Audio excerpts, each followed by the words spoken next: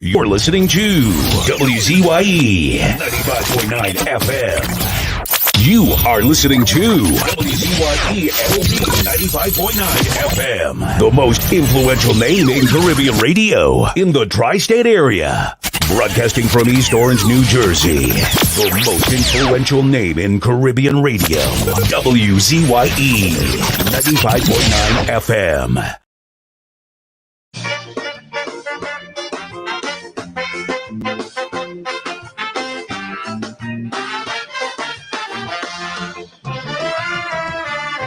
I tell myself, look here, boy, shortly, time to do something for your country. By opening a political party. Time for you to make the decision at the next general election and join the leaders of our nation. When I read them Sunday newspapers with all them cussing customer neighbors, I tell myself I am not a license. Selling casual like he joined the line. Martin Daly cussing the behind. And Alpharad for my and I change my mind.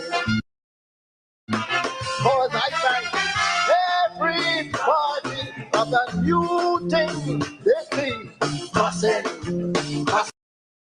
the BNM. Fine and anthem. If your body come a problem, cussing the BNM. I saw reasoning in danger, building the house near the water. And you see them, you see it for the water. Go and carry down to ambush them. You can break them in people and them. Still they cussing the BNM. It's only Californian from the review friend who not cussing the BNM.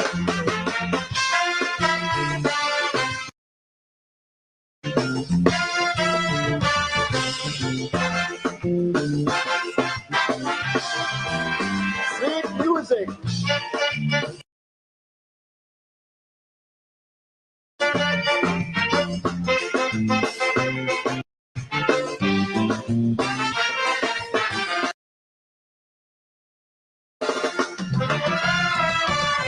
I am no privy to no party. I am not for what's in the crowd. I am definitely saying things to be. A&R and Panda, when you see them later, they had a few husbands down here. But since you plan and lie, I think all of them is cutting line. Even what they say is lying. And on the TV and the radio, man call it from fighting a yarrow to cuss rowdy goat pen in Tobago. Everybody out of sea, Ross and Brandy, cussing the BNM. Blame the system, bringing home and mayhem, but cussing.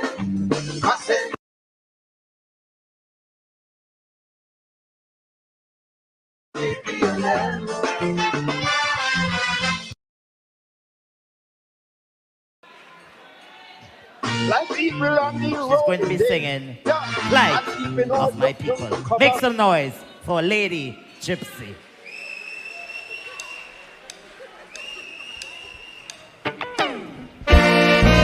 No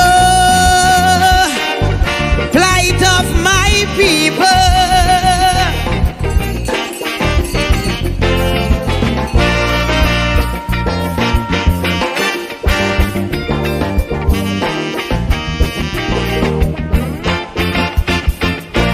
Too much a one thing good for nothing. Too much a good thing never enough. I don't know why my black people cannot see. No party never care about we. Every election we so devoted. how we love up with PNM. As soon as election come and go, it's only problem after problem. How could we cope? Man lost their hope. I ain't seeing no solution. Every time PNM come in power, it takes a toll on black man. I don't want to sound like a racist, but this is what I can see. They just take care of the race, but they damn well know they have we.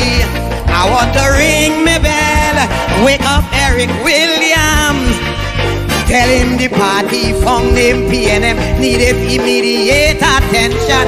Ring me bell, wake up Mother Cornhucks. Tell she to cast a spell on we party, cause it's not what it used to be. I ring my bell, ring my bell. I ring my bell down there.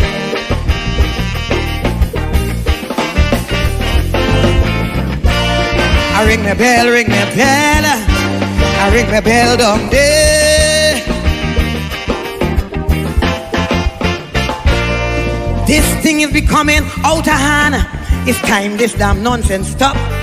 If you don't sing a PNM song, from Skinner Park you'll be dropped. 𝐂𝐡𝐢𝐞𝐿 could have sing what they want. We were the spokesman for the people. Eric Duffy, Chambers done see when Kamala drunk how she like to pee. 𝐂𝐡𝐢𝐞𝐿 know that's no way to go. Too much happening in we country. All this killing spree, young woman body, but only about PNM you could sing. All them songs playing on the radio, all you singing with Kamala do. But when PNM do a wrong thing, I ain't hearing a word from you. I want to ring me bell, wake up Mother Cosell. Every Monday she preach on WAC radio and is the biggest critic of Calypso. Ring me bell for Patsy and Joni. I want them two cultural lovers to know not only PNM song is Calypso. I ring my bell, ring my bell. I ring my bell down there.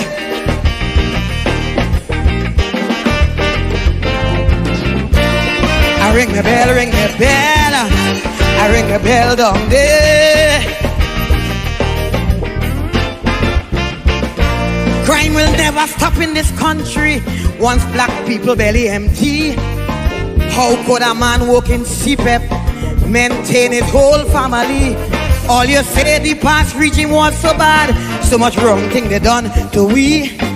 Now that PNM take over, why poor people going hungry? When PNM win, all African grin. Now we get back we country. All they doing is complaining and ain't doing nothing for we. The mess already made, don't sit in the shade and ponder on we problem. Get off your ass and do it fast and find a way to solve them. I want to ring me bell, wake up Randolph Burrows. Tell him among all past police commissioners, up to now it's he I prefer. Ring me bell, wake up the Lord Bryna. Tell him the state of Calypso today is a good thing he passed away.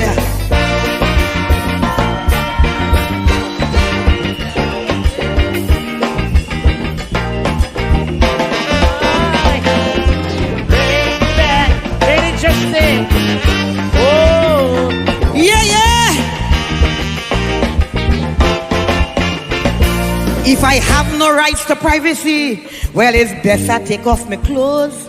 Please apologize, Mr. AG, for uttering those silly words. When Munilal say, hush your stink mouth, the whole country come down on heat. Nobody tell him but nothing for calling a man stupidity. Please don't get me wrong, I am PNM strong. I will stand defend my party. But when my pocket dry and empty, everyone is my enemy. All you take with Carnival Village, no Calypsonian can't make a cent. Great is the PNM, I go sing that and pay my rent. Ring my bell.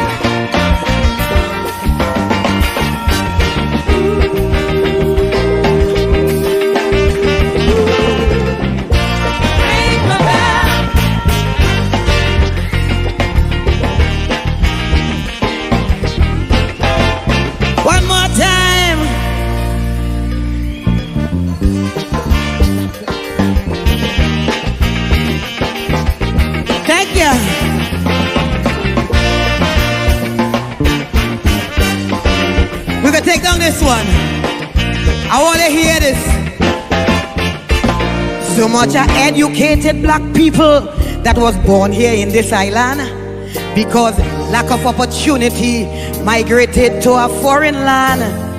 When I was small, in every school hall, Eric William face you could see. Now every 5 years a new PNM, you can't identify nobody.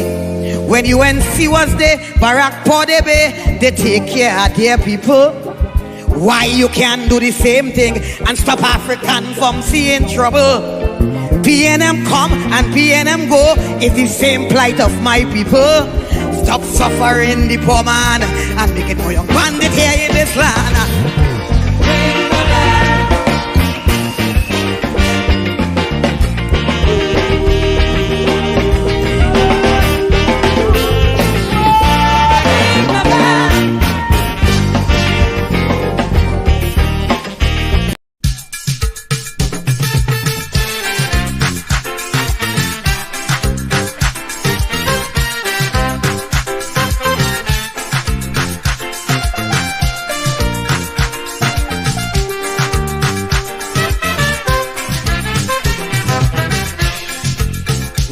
On the news each day, human lives are blown away. Mothers and fathers crying, burying their dead and dying. How many more, I hear them say? Death is the highest price. Death is the total sacrifice. Yeah, brothers rather commit suicide than continue with apartheid. I just beg me, Father, each day. Tell me, Father, tell me, how many more must die? How many more? How many more must die? How many more? How many more must die for liberty? Well, how many more before you set South Africa free, Mr. Botha? How many more must die? How many more? Mistress Thatcher? How many more must die? How many more? Mr. Reagan? How many more must die for their dignity? Well, how many more before you set South Africa free?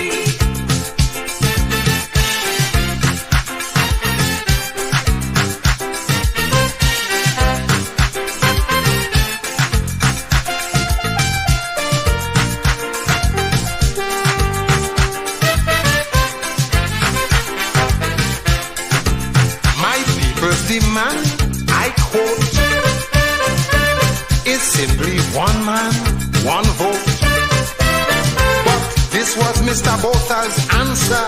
Bullets, tear gas and murder. Every day is a massacre.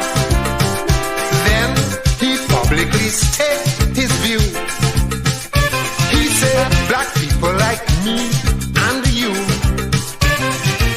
will always be dominated and forcibly subjugated, and we'll have no say in South Africa. Help we, Father, help we. How many more must die? How many more? How many more must die? How many more?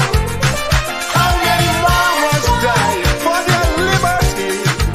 Well, how many more before they set South Africa free? Mr. Botha, how many more must die? How many more? How many more must die? How many more? How many more must die for their dignity? Well, how many more before you set South Africa free, Mistress Thatcher?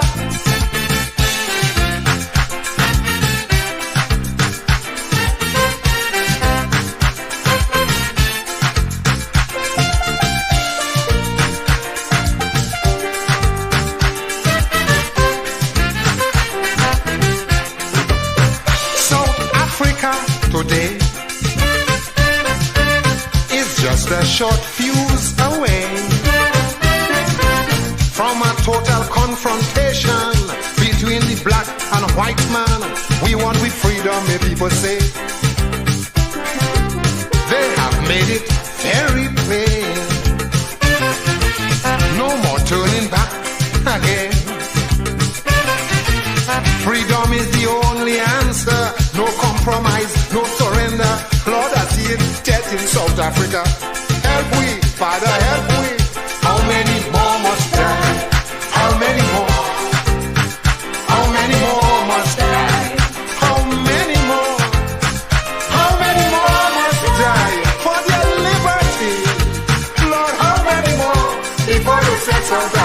free, Mr. Botha. How many more must die? How many more? How many more must die? How many more? How many more must die for their liberty? Lord, how many more before you set South Africa free, Mistress Thatcher?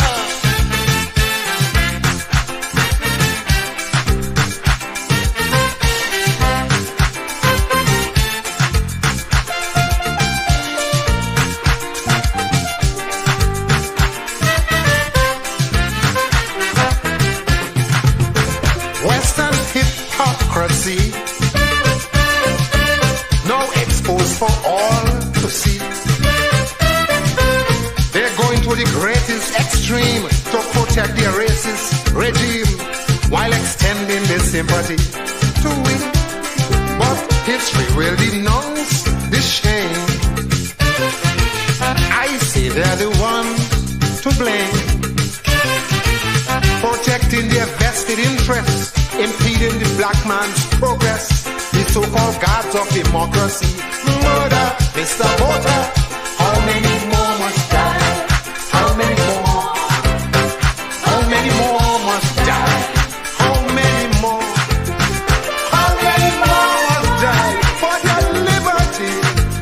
Lord, how many more before they set South Africa free, Mr. Botha? How many more must die? How many more? Mistress Thatcher? How many more must die? How many more? Mr. Reagan? How many more must die for their dignity? Lord, how many more before you set South Africa free? Tell me, how many more?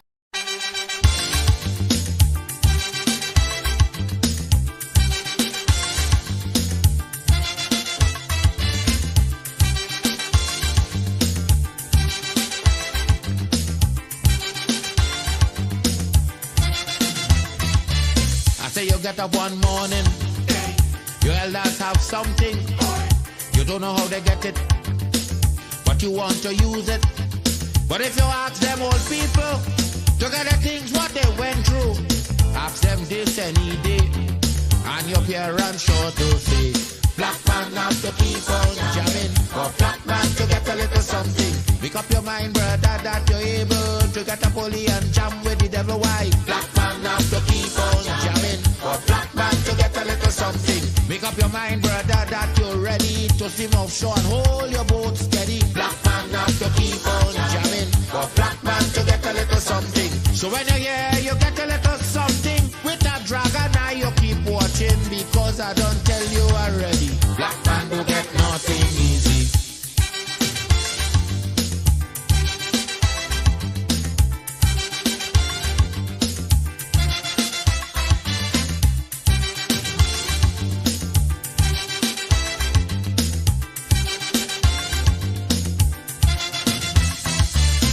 You get up one morning, and oil money running.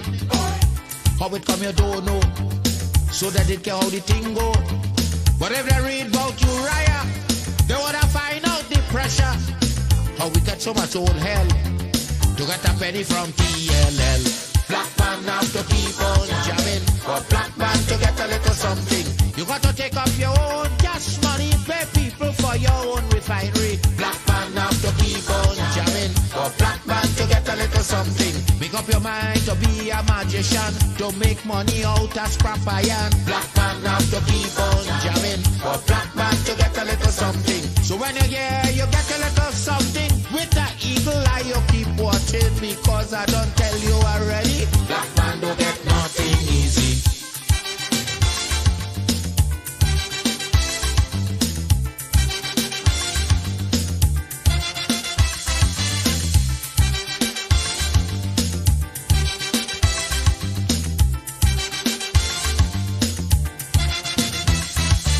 I say we get up one morning, independence happening, getting the thing come easy. Now they're taking liberty, but if they know about petition, we are to send to England for some woman to tell we in this colony free. Black man have to keep on jabbing, for black man to get a little something. You got to go to conference in England to get independence in your own land.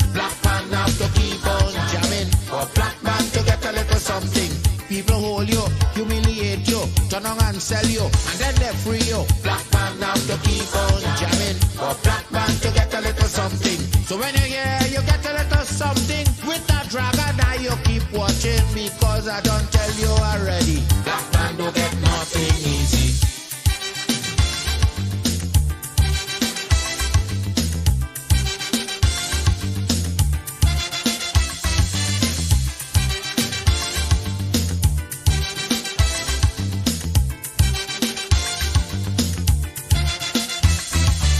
So when a black man gets something, he got to start thinking. To get it there easy, he got to practice economy. From getting licks from the slave master to become the land owner, brother, is a terrible journey, packed with plenty brutality. Black man now to keep on jamming, for black man to get a little something. You got to rise up, you got to stand up, pick up your mind, you will always stay on top. Black man now to keep on jamming, for black man to get a little something. You got to go to conference in England to get independence in your own land. Black man now to keep on jamming, for black man to get a little something. You got to take up your own cash money, pay people for your own refinery. Black man now to keep on jamming, for black man to get a little something. Make up your mind to be a magician. Keep me as the apple of thine eye. Hide me under the shadow of thy wing. O Lord, my Savior. It's so hard to deal with personal struggle. So sad when you feel alone in your trouble. It's real hard when you want to talk to a brother. It's so bad because of how some look at you after. So Jesus, cover me while you fix it. Cover me while you fix it. Cover me while you fix it. Jesus, cover me. Cover me while you fix it. Cover me while you fix it. Cover me while you fix it. Jesus, cover me. Cover my head. Satan want me dead. Cover my back from human attack. So Jesus, cover me while you fix it. Cover me while you fix it. Jesus, cover me while you fix it. Jesus, cover me. People see you smile, but don't know the hurt that you're feeling. Even as God's child, at times your heart does be bleeding. Where can you go when you're really looking for healing? Who know how to flow when your soul needs some restoring? So Jesus, cover me while you fix it. Cover me while you fix it. Cover me while you fix it. Jesus, cover me. Cover me while you fix it. Cover me while you fix it. Cover me while you fix it. Jesus, cover me. Cover me home from evils unknown. Cover my feet so I'll never retreat. Oh Lord, cover me while you fix it. Cover me while you fix it. Cover me while you fix it. Jesus, cover me.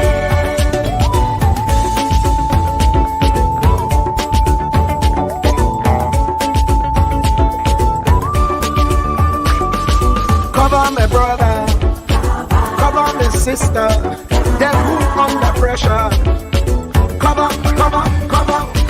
Cover the preacher, every church worker, the young believer. Cover the worship leader and intercessor, every gospel minister. Cover. Jesus alone is the one who has the real answer. The one on the throne is the true and loving Father. He will hold your hand and keep you from going under. He will make you stand and let you know he's a fixer. Cover me while you fix it. Cover me while you fix it. Jesus, cover me while you fix it. Jesus, cover me. Cover me while you fix it. Cover me while you fix it. Cover me while you fix it. Jesus, cover me. Cover me mind. You know the struggle sometimes. Cover me mouth, that the wrong thing wouldn't come out. Oh Lord, cover me while you fix it.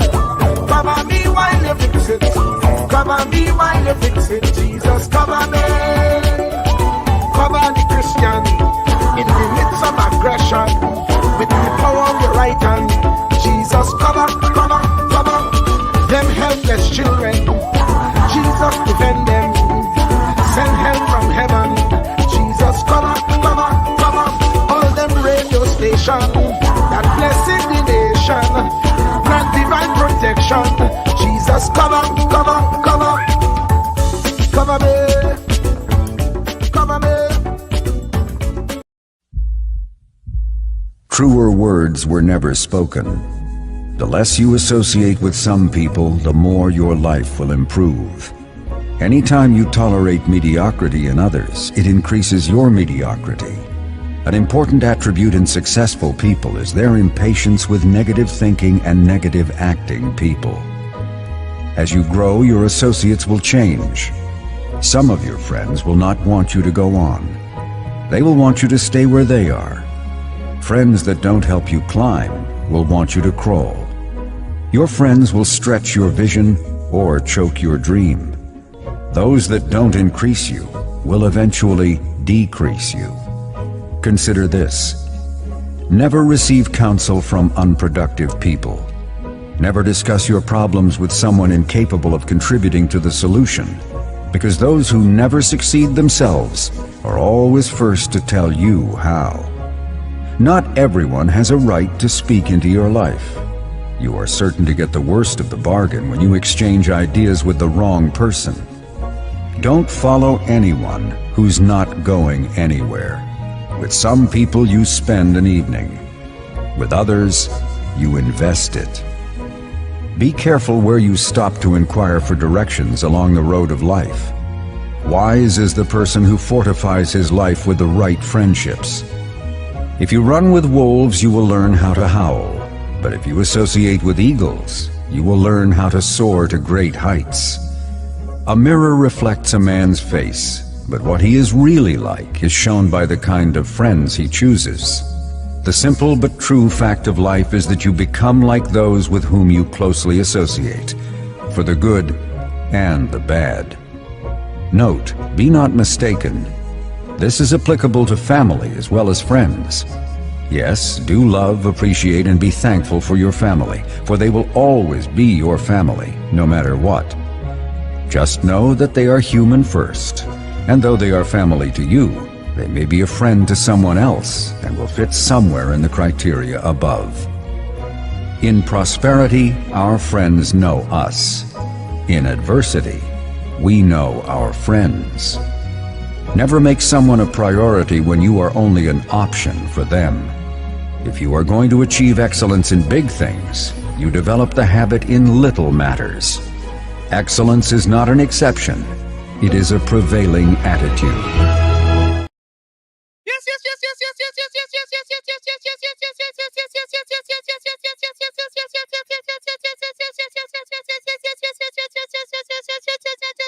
Let me say a special hello to all the WZYE 95.9 FM listeners. Of course, ladies and gentlemen, it's in the village with the dad triplets on WZYE 95.9 FM. And of course, ladies and gentlemen, we come to you every Tuesday, Thursday, and Saturday from 7 to 10 p.m. That's Tuesday, Thursday, and Saturday from 7 to 10 p.m.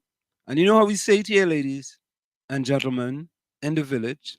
Doesn't matter what color t-shirt you wear. You wear a purple t-shirt. You wear a burgundy t-shirt. You wear a salmon t-shirt. You wear a maroon t-shirt. Each and everyone is welcome in the village with the dad triplets on WZYE 95.9 FM. And of course, ladies and gentlemen, doesn't matter what planet you're from. You're from Mazatania, Xenoranius, Sonoranius, Venoranius. Each and everyone is welcome in the village with the dad triplets on WZYE 95.9 FM. And of course, you know, we always play this. We have our place, WZYE, where they treat you like friends and family. So if you're looking for a place to belong, going WZYE, you could come along. If you have Haste, come with me. We do have dad on WZYE, Santa Meditate. You have it by the one and only Rennie Muhammad.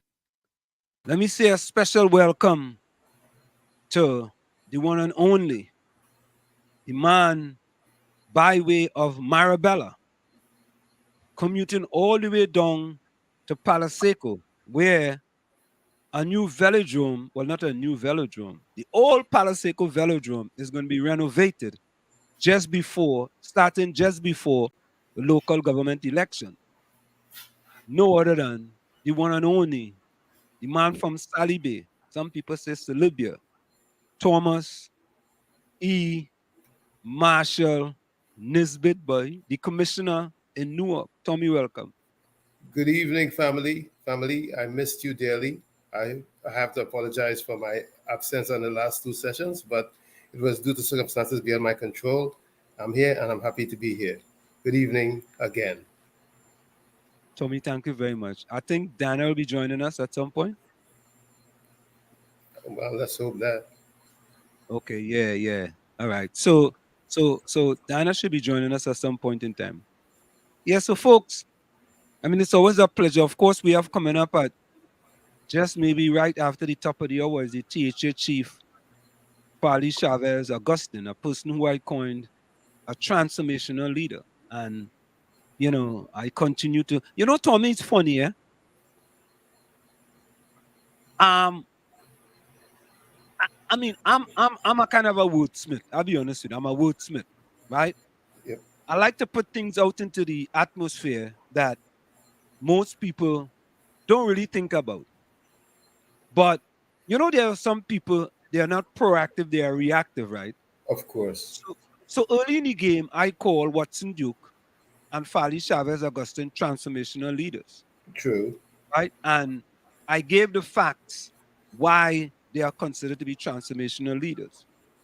And so all in a sudden, right, I come out with transformational, I'm saying I, and all in a sudden people calling the prime minister a transformational leader because I call Farley Chavez Augustine and Watson Duke transformational leaders. I mean, do you just take titles just so? I mean, if they tell me he's a transactional leader, I mean, I would say, yeah. For example, just recently there, he talked about vetting police, right? The vetted police squad, right? And you go pay them more than any other officers. Tell me, what is that? What was that considered? A transaction? Tell I me, mean, you don't have to be a rocket scientist to figure out what a transaction is. But you're agreeing with me too quick, man. No, but we're just trying to be logical here. I mean, it's just truth to power we speak. We're not trying to hurt anybody or hurt anybody's feelings. It's just what it is. We call it as we see it. Am I wrong in my analogy? No, you're not wrong. But I find you was kind of, you know, you pick my side kind of quick, man. I thought I would get a little, you know. No, but a transaction is a transaction. If I'm gonna make a transaction with you, I'm gonna make a transaction with you. That's not trying to transform anything. And you know, Tommy, it's interesting, eh? You see the Prime Minister opening a pool in Sorghum Trace in Lavantil. He opening a pool in Mova Lavantil. You know, what about economic benefits for these P&M stronghold that have never foreseen? What about the economic benefits, Tommy? What are the economic benefits you get from a pool? Well, I don't know. Maybe people throw money in the bottom of the pool and the kids can dive down and pick it up. Throw coins or something. I don't know. No, I'm asking these questions because, Tommy, I asked a question today, and I want to ask the question tonight, right? This is the question that I asked, and people are upset. They are very upset because I asked the question. But you know me, I love to ask questions. Right. I love. So this is the question, right? And I will put it up on the screen sometime. Why do many Black individuals still show support for the P&M without experiencing significant economic benefits? Could this be due to a desire to prevent another racial group from holding the position of prime minister in the future? Now it's a question, eh? Let me repeat it. why do many black individuals, no, I didn't say all black individuals, I said many, still show support for the PNM without experiencing significant economic benefits? So the question is, for all the years of support of the PNM, for example, Mova Laventel East, Laventel West, I pick them two. I'm not going to include, I think San Fernando East is the other one that has never forsaken the PNM, right? But I think at one point in time, Manning was San Fernando West, right? Manning was always San Fernando West? No, he was San Fernando East. Okay, so all right. So that makes my point even more. So he was San Fernando East. So I could understand why a place like San Fernando East will be developed, right, Tommy? But what happened to the economic development of the people of Mova Laventel East and Laventel West? What happened to that? For all these years under the PNM, what happened to them? You know, I happen to be looking at a show called 10 Questions with Andy Johnson. Yeah. And the interviewee was making a point that what happened in 1970 didn't really change much as to what was supposed the outcomes that were expected still today are not being realized. You get where I'm going with this? Yeah. I get you very, very clearly. Very, very clearly. And it's sad because it's 2023. Basically, we're saying that people of African descent still haven't leveled up, so to speak. Those level up are my words. You're being modest in your discussion. Level up at the bottom of the barrel. The highest, when you look at the racial groups living below the poverty level in Trinidad and Tobago, the racial group with the highest percentage is black people. And the thing is that, quote unquote, we, let me say we. Oh, yeah, it's we. We have supported the PNM overwhelmingly for the longest period of time. They had the opportunity. Years upon years. They've had the opportunity to even up the playing field. I mean, I could talk about my own effort and how it was basically thwarted by some of our own. It's sad that we just, like they're blinded. The PNM stalwarts are blinded. I'm not going to say that Augustus Moving Manning didn't mean well, but some of the players around him, go ahead. Some of the players around him, they are dirt players. For me, when Manning saw the difficulties that people of color had with getting into UWI, he formed the University of Trinidad and Tobago. Okay? And more people who look... Go ahead. I said, and that's just one of the many things that he did. That's just one of the things. The many things and initiatives he did and he put in place to level up. But many around him couldn't see. There were those who saw, and there were many around him who couldn't see. Or even if they saw, their greed surpassed his effort. Correct is right. Tommy, I have asked the question. In the past 8 years, under this RPNM, I want one innovative. I want to hear about the program under the Minister of Youth, where people 18 to 35 could go and get piece of land, right? That is just for a small amount of people. I want to know one innovative project under Rowley PNM in the last 8 years. One. I'm not looking for much. I'm just looking for one. One transformational project. Yes, there we go. One. Just one. I'm not trying to go and ask you for 2, 3, 4. One. Looking for one. All right? And the thing about it is that when people like you and I and others, well, there ain't many others, talk about these type of things, you know what they'll say? you always want government handouts. You want government handouts. You know, I could clearly say, I could clearly say, from my own experience, I took it up on myself along with a team of other brothers to take advantage of an initiative, investing everything that I possibly could have into it, and also taking a heavy hit. Why? I took it on the chin. Why I took it? Because of some of the players around in this, whether it's RP or what other color PNM or what other alphabetic alpha character PNM. It's the same attitude that is embedded in the bowels of the organization that keeps us where we are. It doesn't matter who the hell you put in there. It's bigger than R. It's bigger than P. Bigger than E. And Tommy, right, with that in mind, you know what I was told? They say Wall Street, you really think the PNM will give you that building down there for them poor black disadvantaged youths? You have to be mad. If they give you that building, what mileage are they getting out of that as a political party?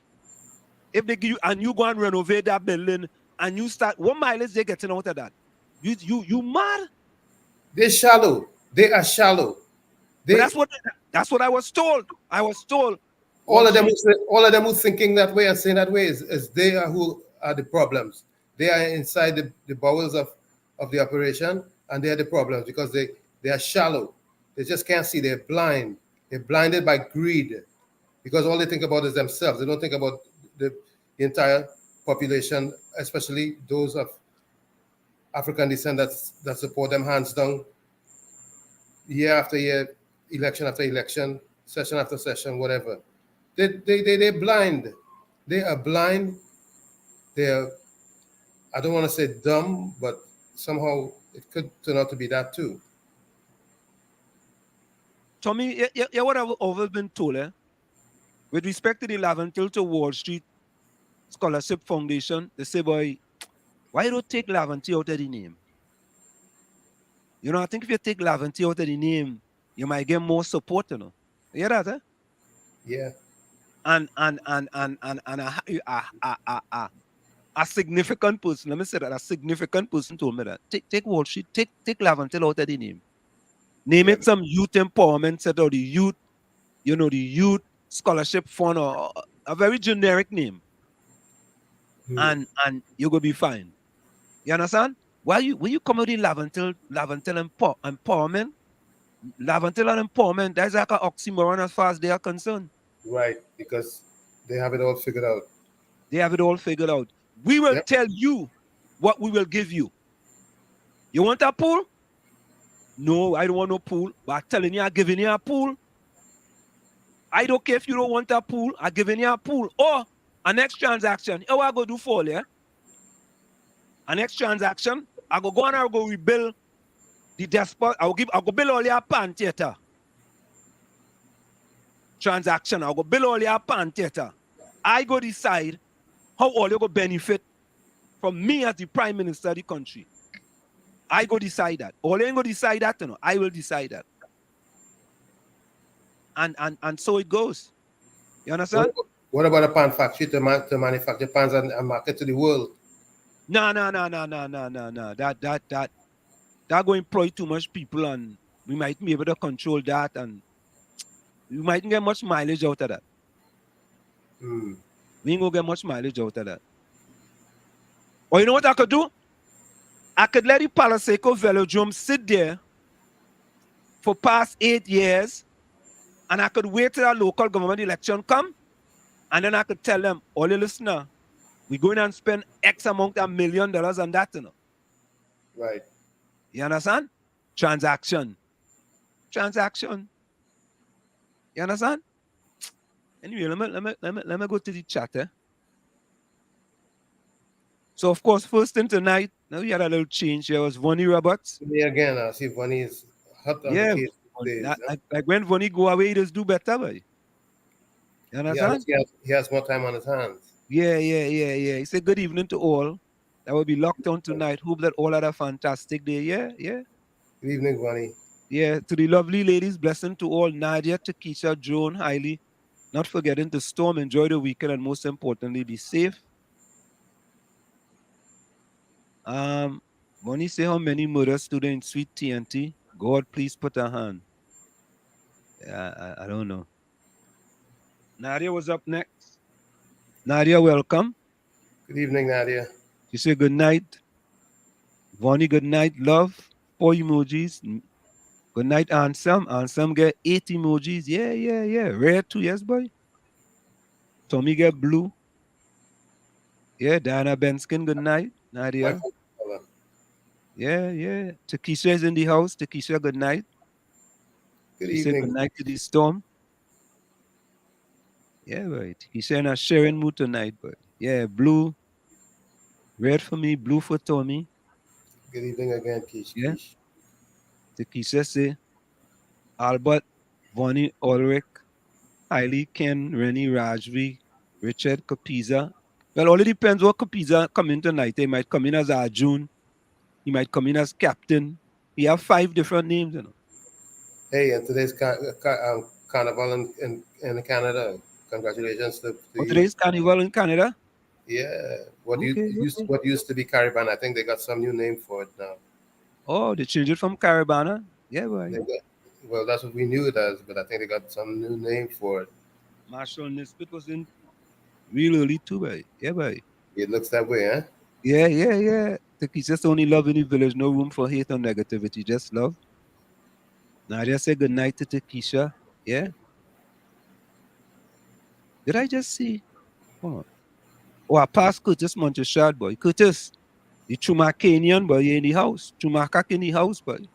Live on direct, boy. People know where Chumakak is? No, you know. Yeah, 𝐂𝐡𝐤𝐿. That song was 𝐂𝐡𝐤𝐿, you pick up, you know, you're good, you know. 𝐂𝐡𝐤𝐿 pick up on this song, boy. How many more must die? She pick up on that one, boy. Yeah, 𝐂𝐡𝐤𝐿. How many more must die, boy? Yeah, we had to ask yourself that question. That poor lady, poor businesswoman in South, boy. It's sad, eh? Boy. Tommy, you know, I wish she had keep going forward instead of reversing it. Because it's my understanding she had a Range Rover. Right? Wow. And that Range Rover, them little car they had there, I think that Range Rover could have flattened that car. Crush it. So she should have take that, she should have take that chance and flatten it. And you know, when she run over it the first time, she should have reversed and run over it again. You know what I mean? And then she could have come out and empty it on them too if she had one. Yeah. Yeah. You know what I mean? She should have come out and empty it on them if she had a legal one. Right? Just to be sure. They ain't gonna go for nobody else. Just to be sure. Boy, them fellas and them.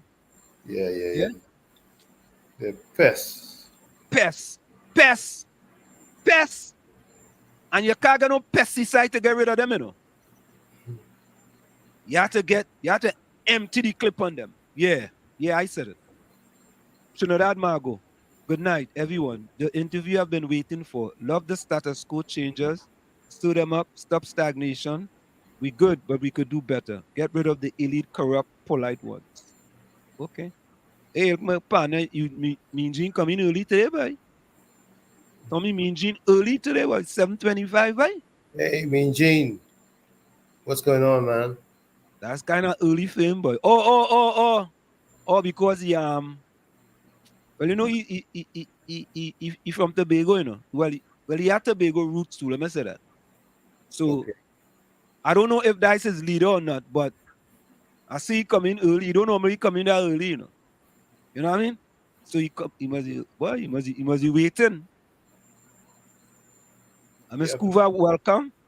Miss Kuva say good night, everyone in the village. Wall Street, Diana, Tommy, 𝐂𝐡𝐤𝐿, Lana, Rose, Oprah, blessings. Have a great weekend.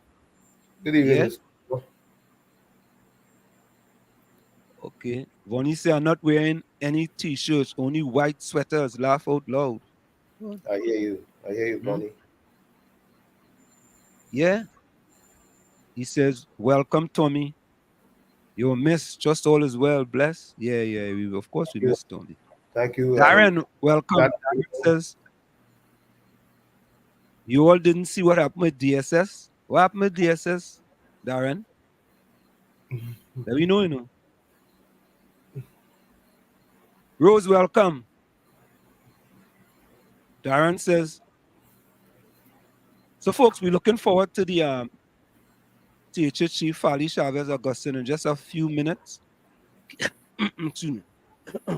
Keith Rowley only project he created was the rich must get richer and hope the poor gets opportunity.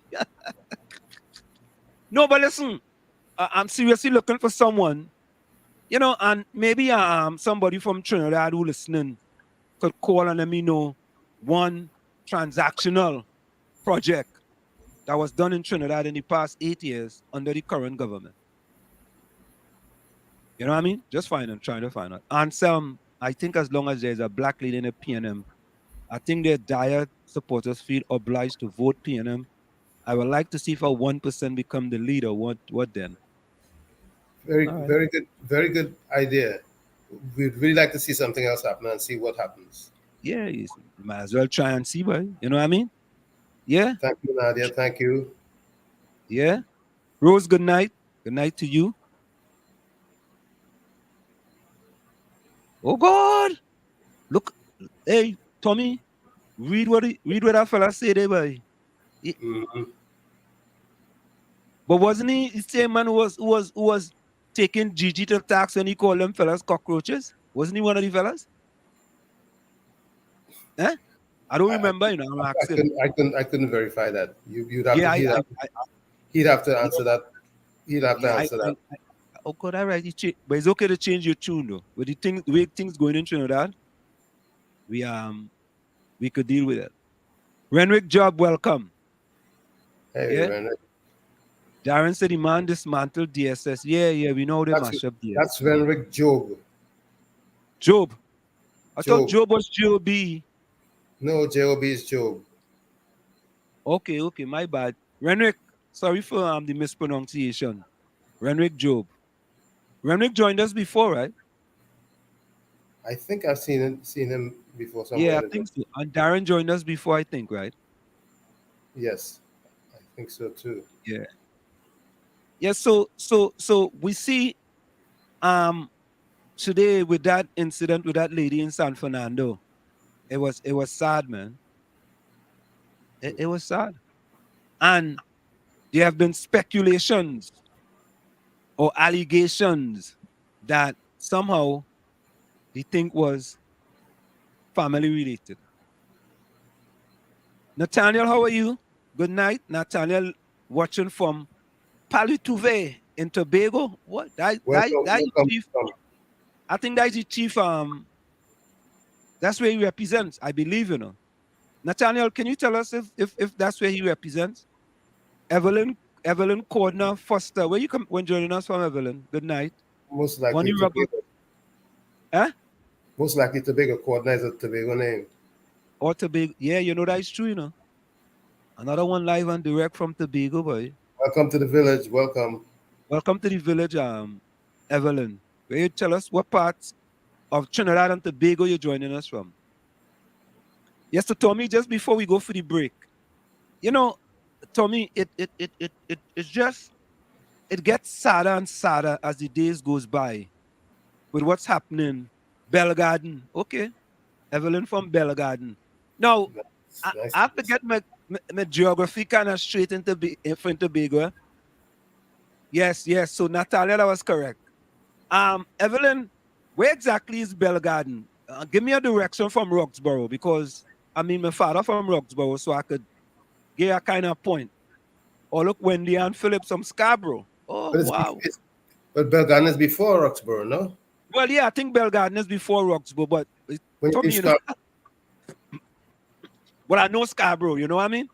But Bell Garden, Evelyn kind of give Tom, you think you know where it is? I know it's before Roxborough. I have an idea because I've driven that coast several times. Yeah, I'm not absolutely sure where it's in Tobago, because they call Roxborough country. Roxborough, but it's funny. Who's the representative for? Who's the representative? Isn't Watson? Who's the representative for Bellegarden? Watson? Oh, I don't know. Watson's bet is Roxborough. Yeah, but who's the representative for Bellegarden? I'm not sure. Someone in the chat would have to tell us. Yeah, Wendy and Philip, welcome. Nathaniel Burris said depends where you pass. Well, I'm passing up the main road. I'm coming straight up the main road, right? And going through Roxborough and going all the way up. Coming up the Windward Road. Yeah, the one on only road, the road by the seaside there. The road where you could look over and see the sea. Yeah, the Windward Road. Right, that's the road. That's the only road I know. I don't know the back road. You understand? You can actually go and cut through the forest and come down from Roxborough. Oh, so Faith is the representative for Bellegarden. Dr. Faith B. Israel is the representative for Bellegarden. Okay. All right. There we go. Let me say also welcome to Trinidad Margot and Trini Angel. Welcome. Hey, Margot. Welcome, Angel. Yeah. So, folks, we expect Teacher Chief Farley Chavez Augustine to join us at the top of the hour. So we're going to go now. We're going to go for a quick station identification, and we'll be right back after this. Stick and stay. It's Anselm and Tommy in the village with the Dat Triplets on WZYE 95.9 FM. Stick and stay. Be right back after this short message. Don't go nowhere.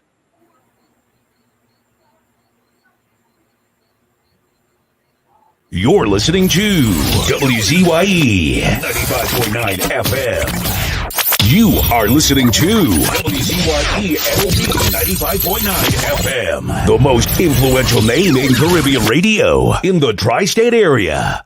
Broadcasting from East Orange, New Jersey, the most influential name in Caribbean radio. WZYE 95.9 FM.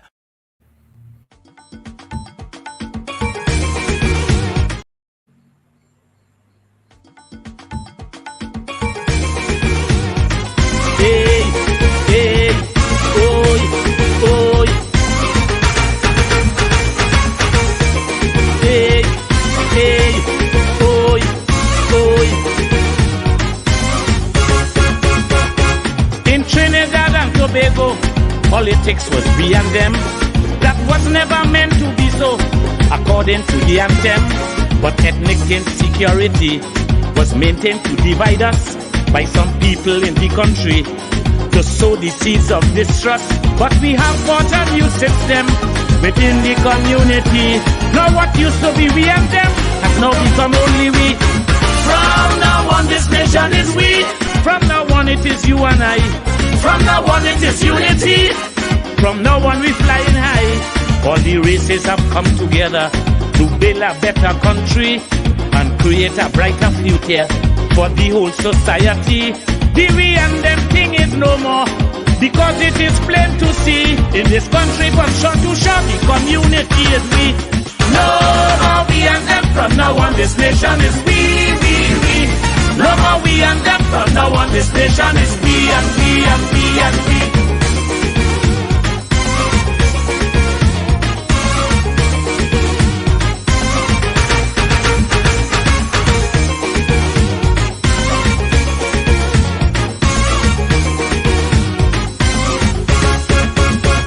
Some ancestors came from India and some came from Africa. Look today, their descendants are here, coexisting together. There are others who came here too, the Chinese, Syrians and such. Native people are just a few in this land that we love so much. But the politics of the day and the love for a party cause people to begin to say them is them and we is we. From now on this country is we. From now on we all shall be one. From now on that's how it shall be. From now on all division done. As today united we stand The people of Trinbago, one country, one nation, one island. Chutney Pan and Calypso, it's Trinidad and Tobago, better known as TNT. And we want the whole world to know we see ourselves as we. No more we and them from now on, this nation is we. No more we and them from now on, this nation is we and we and we and we.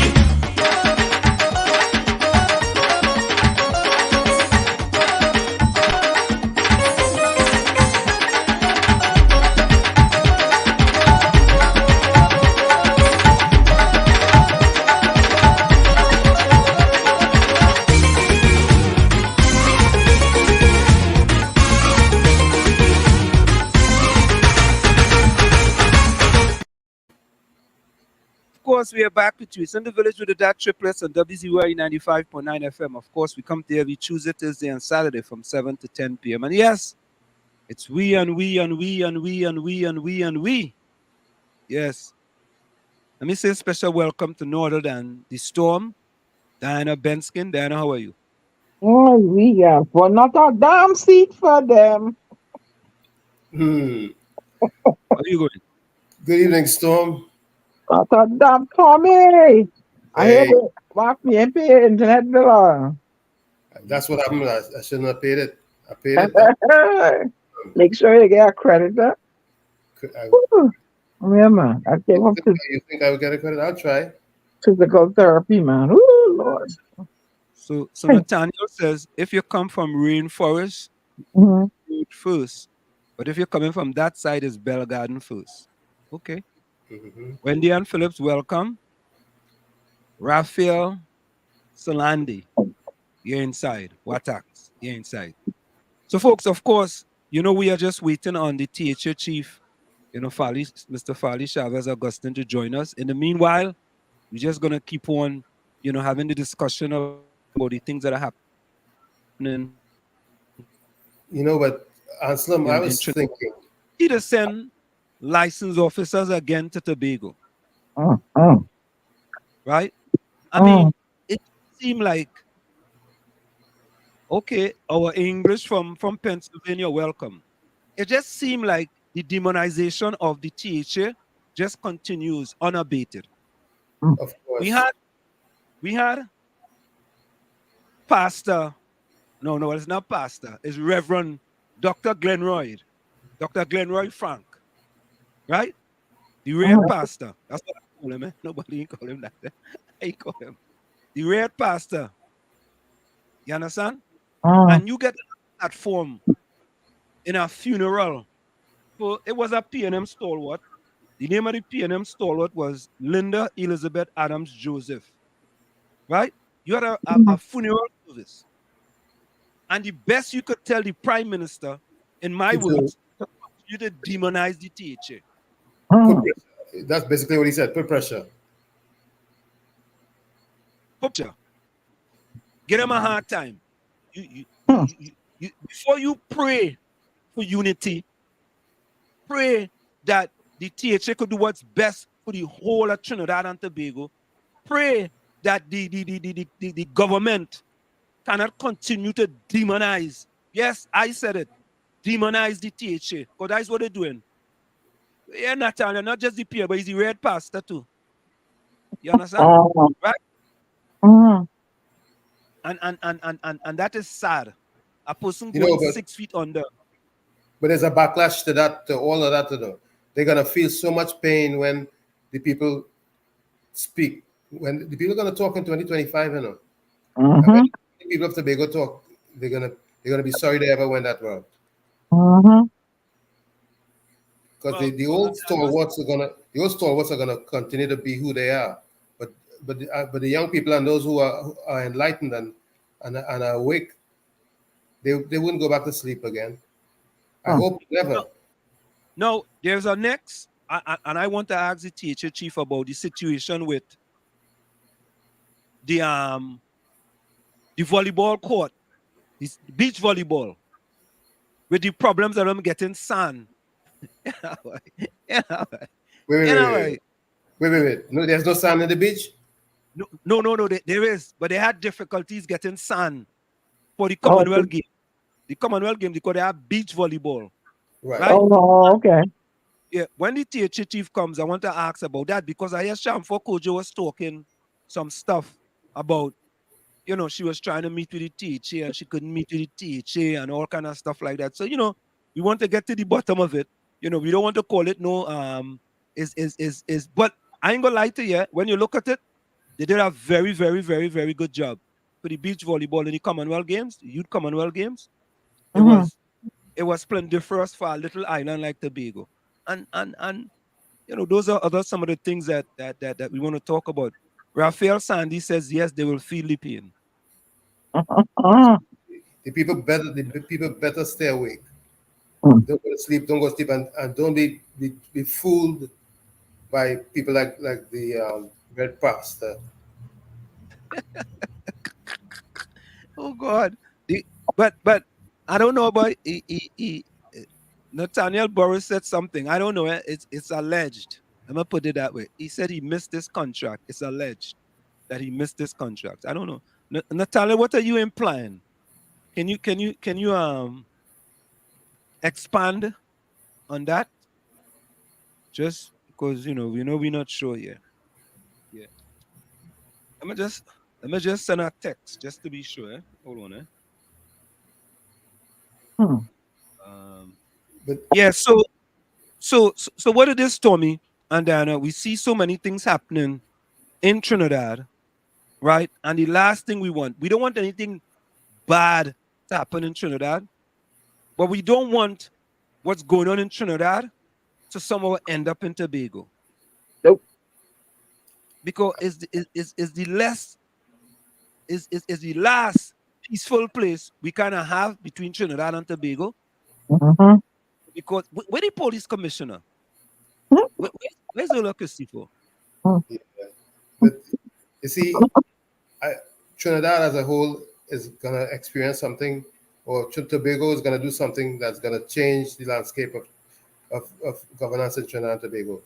With the TPP controlling Tobago fully, regardless of who is the dominant party in Trinidad, they'll depend on the TPP for governance. They'll have to depend on the TPP, and the TPP would be in a good place to make the type of political deals that they need to take them to where Tobago needs to get to. Before we were talking about trickle-down economics that has been tried and failed miserably in the United States under Reagan, who I know, because I was there from the start before, I know that Jimmy Carter was very apologetic and he was very caring for when it comes to the people of color and opportunities and so on and so forth. I benefited from it. I have to say I benefited from Jimmy Carter's caring way of doing things. And I know that Reagan tried that so-called trickle-down economics that never worked and never could work and never will work. And I want to believe that it was honest of the PM to imply that would work in Trinidad and Tobago. Honest of him to show his hand, so to speak, even though the plan was a non-starter plan.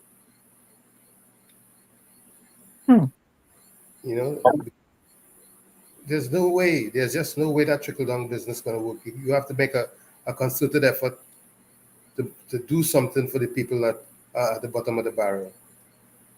You can't say that I'm gonna make those up stronger and they're gonna help the ones at the bottom. But they will be giving them as crumbs. But Tommy, it hasn't worked because look at the economic situation now. It ain't working. It never works. It never works. It's been tried and tested and proven to be a non-starter. And what you doing? What they doing? They creating a ground for a whole heap of what we seeing: corruption and a who know who, and a 10-day work and a 5-day work. Is that all my people are qualified for? 5 days of economic relief, and then the other 360 days, Papo smoke your pipe. This is what we want. That's what we want for. That's what we want for our people, my brothers and my sisters. You see, the nurses plan to walk, right? And what I'm trying to get into the heads of all these workers there, it is your brothers and sisters, your fellow citizens who are suffering. You can't tell me they're not. And don't come and tell me, but oh, America have this and Canada hurting. And I'm not interested in that. I'm interested in the small 1 point, how much million people in Trinidad and Tobago to get it fixed. Not interested in the here. Don't tell me this. I want to be able to come home and spend some of my US dollars and stuff inside my with my people. That's what I want. Okay. Right? So you tell me when you're ready to come home so I can help you spend some of those US dollars? Tell you when I'm ready to come home that you could what? Help you spend some of those US dollars. You say you No. I don't spend my money on men. I spend my money on I didn't say you were spending money on men. I said I would help you spend it. You will help me spend it? Yes. What? Tell me don't go there now. Don't go there now. I want to be able to when I spend $1 to 𝐂𝐡𝐤 benefits, Lana benefits. All the villages are benefit trickle that way. You hire a taxi driver, you get your hair done, you do a tour, you buy food, all these things, right? It's spreading, the money spreading all over. Agreed. That's what I want to feel safe. I want to feel safe. I'm not gonna, you see all these videos on social media circulating. Somebody just sent me a message. They just went into somebody's home and harmed them. This time of the day. Well, lady, where's the police commissioner for real though? Hey. Where she is? Anyway, I was gonna say there's only so much she could do. Please. And all they vex because Kamala come and say like them up. Huh? I don't care who doing the crime. Right? You're coming in my home and I didn't invite you. You're coming to harm me. Yeah, I go fix you. You need to be dealt with harshly. Yeah. Correct, Mundo. You need to be dealt with harshly. Breaking into people. You see, I saw one video where they cornered the woman in the street and she reversed poor thing trying to get back into her premise. She didn't make it. I mean, yeah, come on, man. She had a piece on her. She got to fix it, handle herself. Yeah. Like, you need to like them up in truth. Where girlfriend say answer? Answer girlfriend. Aslam has a wife, Don't watch what you're saying on the air. Aslam, what the yellow birdie said? Light them up. Oh, he on a call? Light them up. That's what they say, Tommy. I know what she said. Because this is getting overbearing now. What she say? Empty the clip or something like that? I know the matic. She referred to the matic. You have plenty chat. She referred to it as a matic. Empty the clip. We are expecting the chief. He's in a little quandary, so to speak, but he's going to be here. He's going to be here shortly. Yeah. Encouraging him. And because Tobago pick up and say, you know what, we had enough. We don't want this. We don't want this no more. We want we country fixed. We want we little island fixed. And Tobago get them and oh, they're stupid. They don't know what they want. These are the sentiments of all stalwart, red drinking, Kool-Aid, red solo people. Right? They don't know what they want and they're stupid. How are they stupid? Tell me how Tobagonians get stupid. Huh? They know what they want very well. And they know who they want. And they know what they want. Exactly. They don't want nonsense.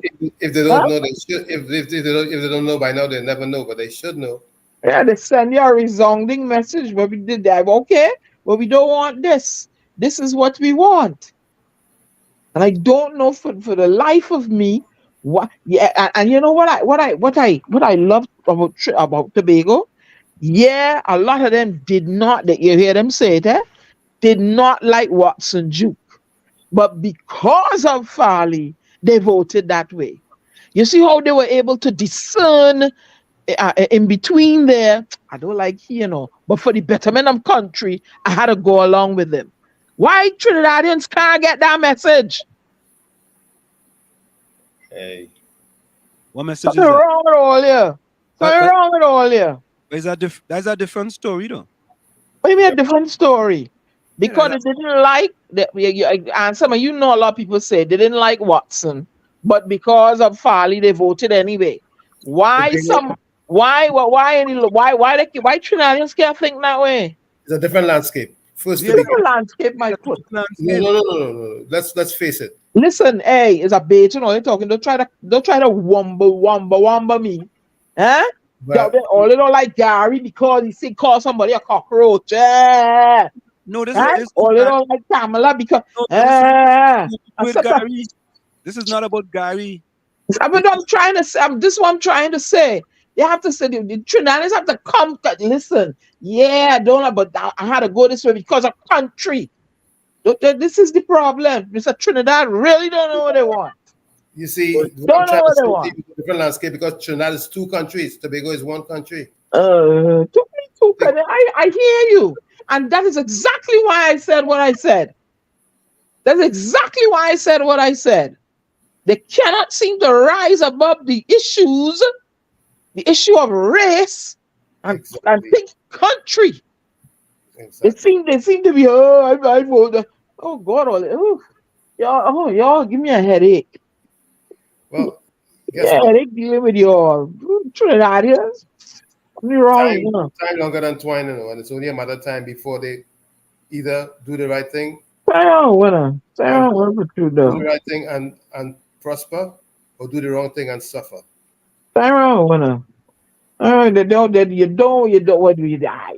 I saw a video where the person going into the wherever area, and the old lady changing, go from here. Here is red till you're dead. That's where you want to live like that all your life? That's why you don't want betterment? Huh? Red till I'm dead, okay, all right. When you're dead, you ain't gonna have no more red. So folks, we have the THA chief sitting in the background. I'm gonna wait for him to put on his camera. And once he puts on his camera, Chief, can you hear me? Let me just once he puts on his camera and his phone. All right, here we go. All right, so let's bring in now the THA chief, no other than Mr. Farley Chavez Augustine. How are you doing, sir? I'm doing well. How are you going? How are you?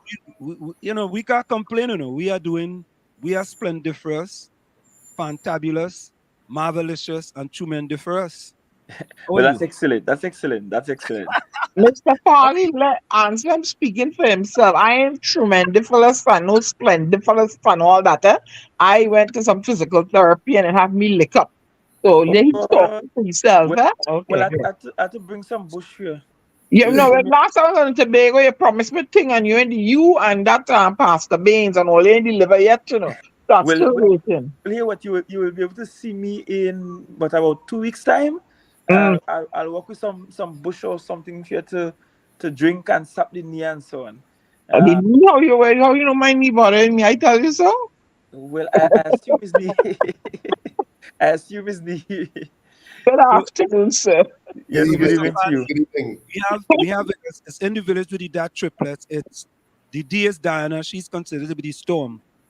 A is Anselm or Wall Street. That's me. And T is Tommy. Tommy is a commissioner here in Newark. And I have to tell you, what do you want us to call you? Chief? What do you want us to call you? I am not fussy about titles at all. So, and I know the place where you're at, it's very common to call people by their first names, and that's fine with me. Okay, all right. Yeah, but just from my respect standpoint now. Sure. I like Chavez, the boxer. Right. Anyway, Chief, good evening. Good evening. So what we have here, we have quite a few people from Tobago too, and a person from Palatuve. Did I pronounce it correctly? Yes, part of yes, correct. Right. So, just so you know, my father is a Roxbury. my father from Roxbury, right? Roxborough. It's Roxbury. Is it Roxborough. Yeah, Roxbury? Roxborough. Yeah. Roxborough? All right. Yes. All right. If you want to call it Roxborough, that is all right. But so, Farley, how is the Commonwealth Games going? We know that the Commonwealth Games just opened a day ago. All right. And Well, I how came. is that going so far? Was so far not bad at all. The opening was on Friday yesterday, Right. and the games started in earnest today. Tobago's first set of games was beach volleyball, and we had a really nice packed house this evening down at Blackrock at the beach sport arena that we built from scratch for the event.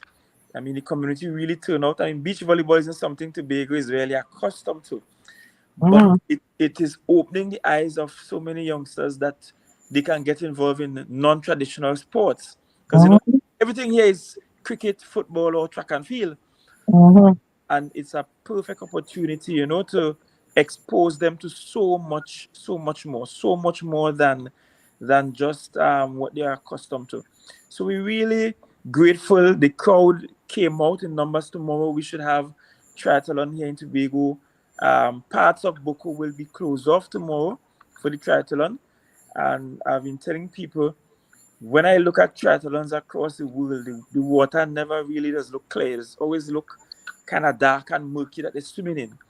But you are getting to swim across the Boko Reef, clear, pristine water. You could see the bottom of the water. You could see your hands in the water.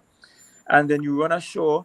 You run through the goat racing track, and then you bike through Boko and make your necessary laps. So that should be fantastic. And then, of course, netball is also starting. Netball is in the Shore Park complex. And the facility there is, just looking spectacular at Shore Park. We have never had anything like this in Tobago. In fact, we have never had a single official indoor netball tournament, and we are having it for the first time this year in Tobago. The Shore Park, because we never had indoor facility for playing these sports, and this year we made it possible. Also, I don't know if many of you know the old Shore Park recreational ground. We played cricket and so on there for a while, and that ground got a complete overhaul. We fixed the turf. Rugby will be played there. Rugby sevens will be played there. We have the pavilions all redone, locker rooms redone, VIP area redone. So Shore Park recreational ground is looking quite spiffy, splendiferous, to use the word of the night. And it's exciting times, and it's youth sport, so you don't generally get for youth sport the same kind of energies and push as you will get for adult sports. And that's why we are encouraging as many people as possible to come out, bring the youngsters out. During the week, all of our camps, we have camps going on in the schools. All of our camps will be bringing their youngsters out to the game so that they can pay attention to what's happening, interact with young people from across the Commonwealth. Some 34 plus individuals or so, countries that is, involved in Tobago. Across the country, it is 70 across the country.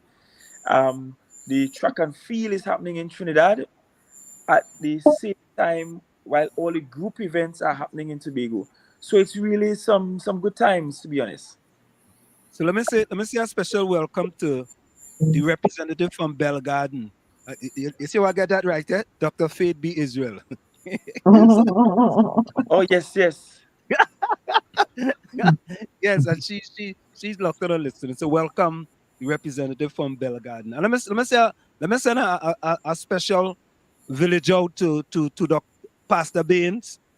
And of course, Pastor Baines have been, he's been a friend of WZYE 95.9 FM for quite a while now. you know, and also Trevor James, you know, they have, you know, a lot of you all have been friends at WZYE, and this is what we find, right? Many of you guys have been on this station before you got elected, and you guys still come back even after you get elected. I mean, why is that? What has happened is that, what normally happens is that, you know, before people get elected, they just come on the station, and after they get elected, you know, you're calling them just to wish them a Merry Christmas, and you can't get them. You know? Yeah. Well, the thing is, for us in the THA, we want to really target the diaspora. And I'm not sure if you remember our last conversation prior to getting elected, where I spoke about that part of our plan is to find strategic ways to provide and to also provide incentives to members of the diaspora to come home and invest. And I even made a point when we say diaspora, yes, we're talking about Togonians living abroad, but we are open to Trinidadians living abroad as well. Tobago's population resident on the island is too small, and so the economies of scale are never in our favor. And through your station, we have the opportunity to communicate with people across the diaspora, people who don't live at home, but who certainly might have the means to invest in Tobago. This year, I am scheduled to be at the Tobago Day on August the 20th, out there in Brooklyn. And I have already indicated through Pastor Baines, I said to tell them that tonight we have an interview, yes, but there might be an opportunity that we can meet up in person when I get across there to New York, so that and in fact you could probably carry some of the engagements across there, because we are purposeful in trying to engage the diaspora and saying to people, we need more than barrels. We need more than a box at Christmas time. We need more than fancy sweeties and second-hand clothes. We need more than remittances. What we really need is for people from our country who live abroad, who have the means to return home and invest in Tobago. And Dr. Faith is here. She can tell you the amount of people from the diaspora who reached out during COVID to say, I am a specialist, I'm a doctor, I have this medical facility available to me, and I want to come home and contribute. And many of them came home and gave of their service for free to assist Tobagonians in the fight against COVID. It is that kind of engagement we want to see on a regular basis across the country. You know, it's interesting that you say that, right? Because there are many of us who live in the diaspora who actually want to give back to Trinidad and Tobago, but somehow some of the parties in power don't seem to want to take back. You know, they they seem that if we come to give back, somehow we want to control, you know, what they are trying to do. But I want to ask you a quick question. Sure. I know there was a little controversy, so to speak, with regards to getting sand for the beach volleyball in Black Rock, you know, and I saw a Facebook post by the Minister of Sports, and he was talking about the difficulties with the sand, and she was saying all kind of things. You want to kind of clear the air on that? Oh, most certainly. So for the beach sport arena that we have, we advise that the best type of sand will be the silica sand. It's the best because of the size of the grains, the lightness of the grains. You could fall in the sand and it will dust off easily from your skin. You know, if you go to some beaches, you go into the sand. It takes a while to take off some of the sand based on the density of the sand. So we were very purposeful in picking this silica sand that we could only get out of Guyana.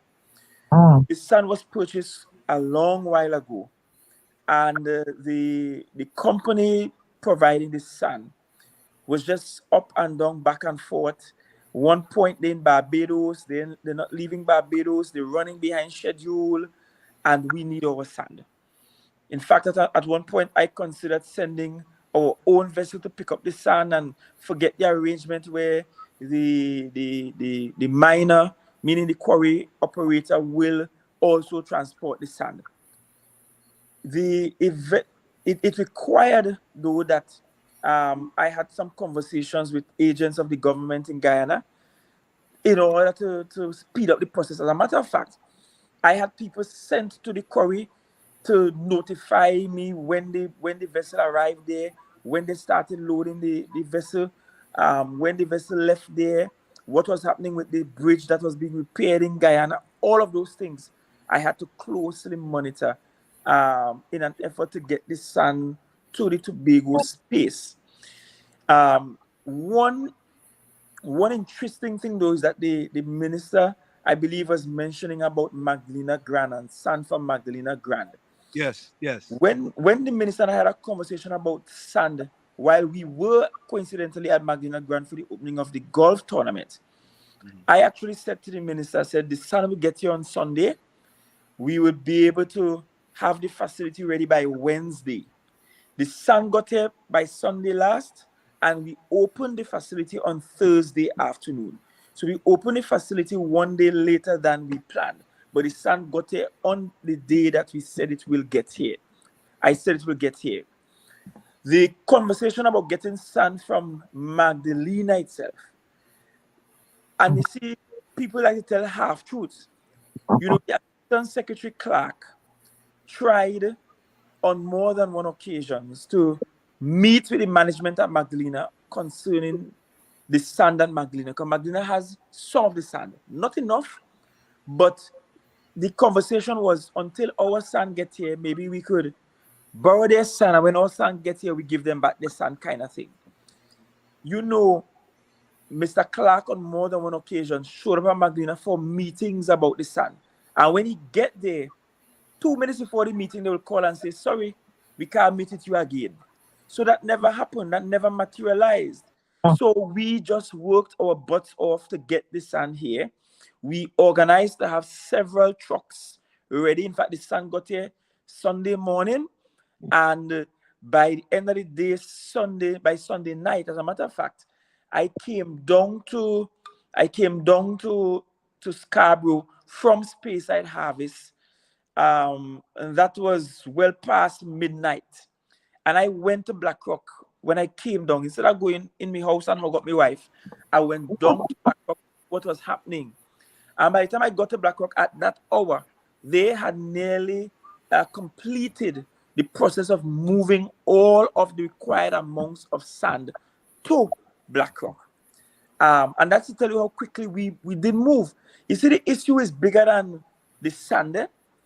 The thing is, when this project was conceived, a few in the space did not want it.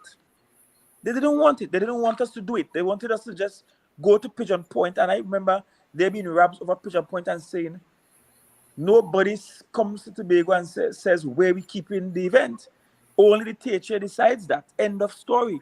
And we're not going Pigeon Point, we're building our own. I remember being very forceful and clear in saying that. And then throughout the process, it will almost appear as if some people wanted the project to fail. Now that the project succeeded, Chief, it looked like it was going to succeed. I don't mean to stop you. When I say some people, are you talking about the people outside of Tobago? You're not in Tobago? I'm talking about some unpatriotic Tobagonians who wanted it to fail. For political reasons, of course, because remember, I bust up my mouth earlier on and say we're building our own facility. We're not going in Pigeon Point to have it, right? But after all of that and all of the hard work, when the thing looked like it will succeed, then you know some of the same people whose actions said that they wanted it to fail were now trying to behave as though they were major contributors to this project, and they weren't. The truth is, we just wanted to have a legacy project out of this. We have these games, and what use are these games if at the end of the games, all of the investment and all of the monies we spend is packed up to leave with all of the visitors? So what we did, not only did we build a new beach port facility, the first and only of its kind in the entire Caribbean region, we also did retrofitting works to Shaw Park complex. They have decent first-class lockers, place for team huddles. We core the ground to be able to hold both netball, basketball rings, and so on. All of that in place there at Shaw Park. Then at the Shaw Park recreational ground, complete overhaul, fix up of the field so that we can have rugby, and much later on we can return to first class cricket at Shaw Park. Much overhaul, beautifully done ground, that kind of thing. And so the point I'm making is we wanted to invest in the Commonwealth Games in such a way that the people of Tobago will be left with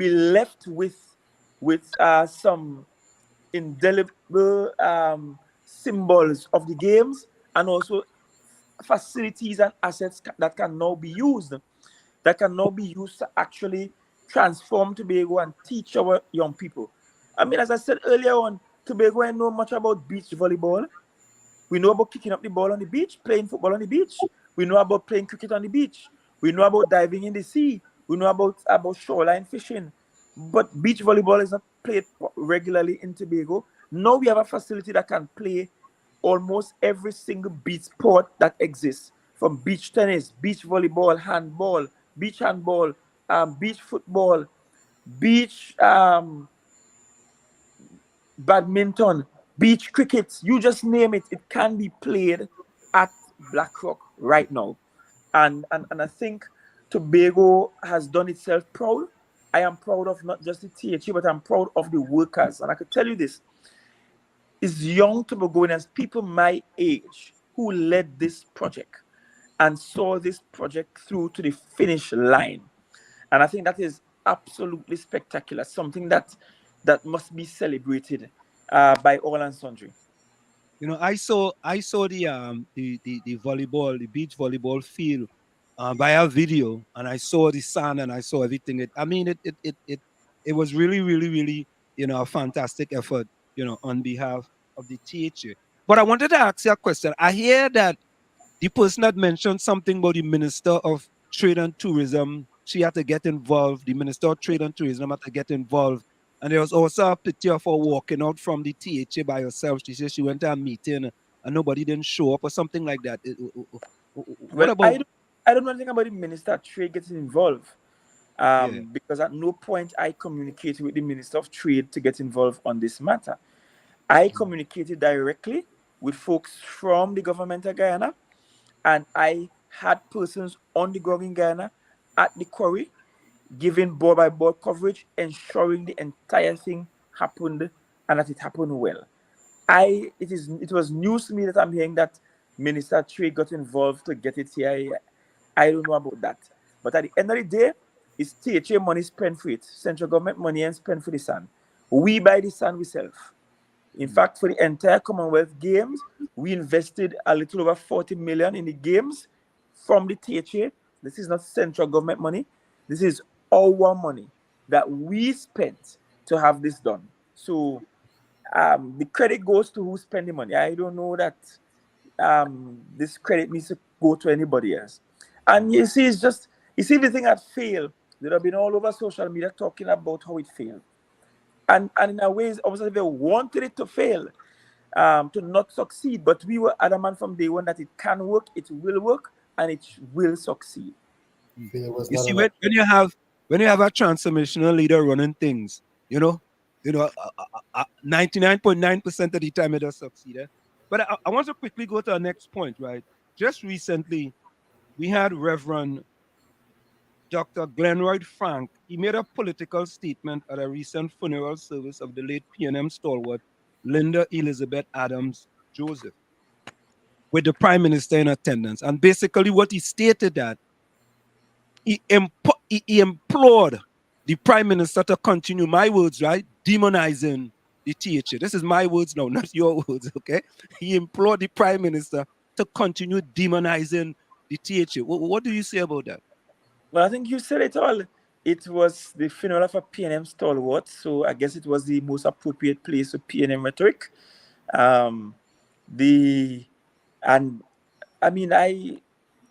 Pastor Glenroy Frank is someone I know very well, someone who I have prayed with and for, and vice versa. Someone who I could tell you when my father bakes sweet bread and so on, you gave sweet bread and all of that. So I know Pastor Frank very well. It is no secret in the Tobago space that Pastor Frank is as PNM as they come. Thank God that his prophecy turned out to not be real, because the election went against what he prophesied it will go. And I not everything said by a pastor is of God or from God. So it is what it is. He's free to have his opinion, which is what I thought that was just a basic opinion. Free to have his opinion, but I'm clear about one thing: so long as I'm the Chief Secretary of the Tobago House of Assembly, no central government whatsoever will impede, get involved, or destroy the Tobago House of Assembly. There are measures for autonomy. There are measures by which the THA ought to autonomously execute its duties, and Tobago House of Assembly will continue to do so. Chief Sec, Go ahead. good evening again. I have been saying for a while that what Tobago needs is going to be accomplished after, in my opinion, after 2025, because 2025 is going to be a very important year that the TPP captures Tobago East and West. So the focus, in my opinion, should be that from now, not waiting until the election bell or it's close to election, but a heavy focus has to be placed on capturing Tobago East and West by the TPP in order to really accomplish what needs to be accomplished fully. What say you? Well, most definitely, and in the coming weeks, you can see the TPP launching in a major way. We are preparing to do a couple of things. We are preparing to launch our symbols and all of that. We are also preparing to have our constitution ratified. And then we will also declare pretty soon our internal elections within the TPP, which will allow for a very democratically run political organization. So we are prepared and preparing, and we are confident at this time. As a matter of fact, we are not just confident, but we are putting in the work that is necessary. You know, when I studied in Jamaica, there was a saying, well, we're called colloquialism, a colloquial saying that always stuck with me. It says, the saying says, "Now watch the noise in the market, watch the sales. Don't watch the noise in the market, watch the sales." And that has always stuck with me. And that saying has been useful throughout my political career, because there were many times during my political career, as short as it has been to date, whereby a lot of noise were being made on the other side. And I live to see those noise not resulting in any major event for those making the noise. So don't watch the noise, watch the sales.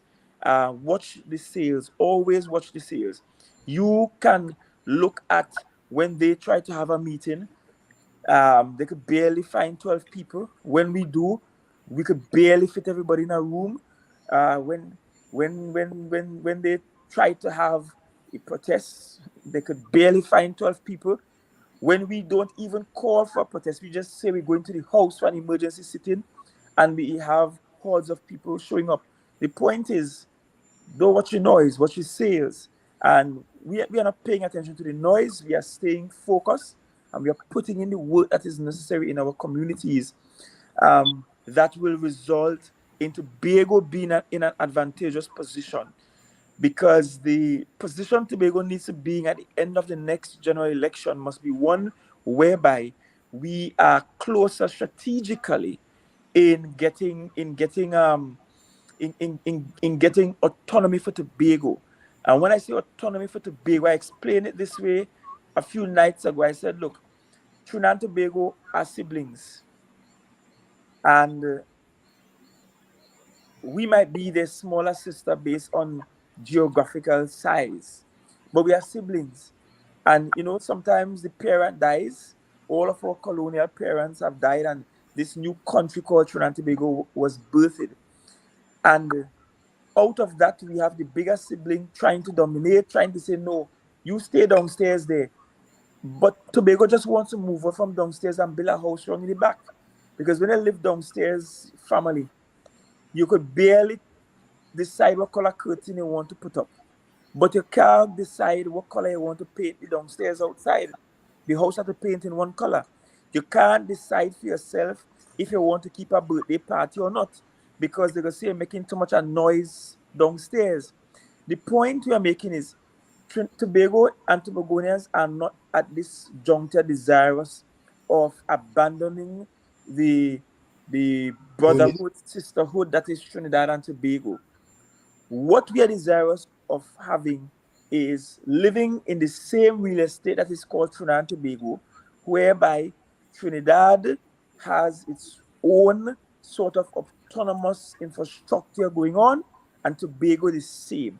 It is the only way the two islands can develop parallel to each other. Outside of that, Tobago will find itself always behind Trinidad. And what we want is for both islands to be at parallel levels with each other, side by side. If we sing it in our anthem, it must mean something, that we are side by side. And side by side means that it can't be that every Monday morning Tobagonians have to continue jumping on a boat or a plane to get to Trinidad for critical services. Side by side cannot mean that most of our young people must migrate out of Tobago and into neighboring Trinidad and other places so that they can self-actualize. Side by side does not mean that Trinidad will have all the fancy things and Tobago will just retain shacks where we dance barefooted and entertain visitors. No, side by side actually means that what is good for Trinidad is equally good for Tobago, and vice versa. And both islands must progress at equal pace and equal footing. That does not mean progressing the same way, because you know that Tobago requires a much more sustainable type of progression. Tobago is not into large scale manufacturing and so on. So we are more eco-friendly, and we are going down a different path because we have different levels of competitive advantages. Our competitive advantages are our natural assets, like our beaches and our main ridge rainforest and our coral reefs and so on. That's our competitive advantage. And so we want to use that to not just help Tobago progress, but also help the country that is Trinidad and Tobago. That is what we require. Chief Secretary Chavez, we see the visit of a Ashanti king to Trinidad. Are there discussions for him to come to Tobago or not? There was supposed to be discussions for him to come to Tobago. The chief administrator had informed me before he came that the Ministry of Foreign Affairs wanted to come to Tobago. First have a meeting one Friday about a possible visit to Tobago.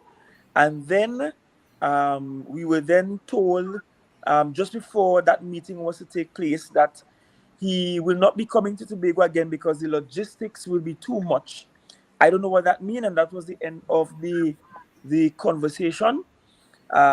We were invited to, I believe it was a state dinner at the Prime Minister's residence. Unfortunately, we could not attend. So no, he is not scheduled to come to Tobago, and I cannot say precisely what was meant by the logistics were too much. I don't know what the logistical demands were, because we did not get the opportunity to meet, and that is Foreign Affairs and the THE to discuss whether it was possible or not. So I can say from where I sit that he will not be coming to Tobago. Okay.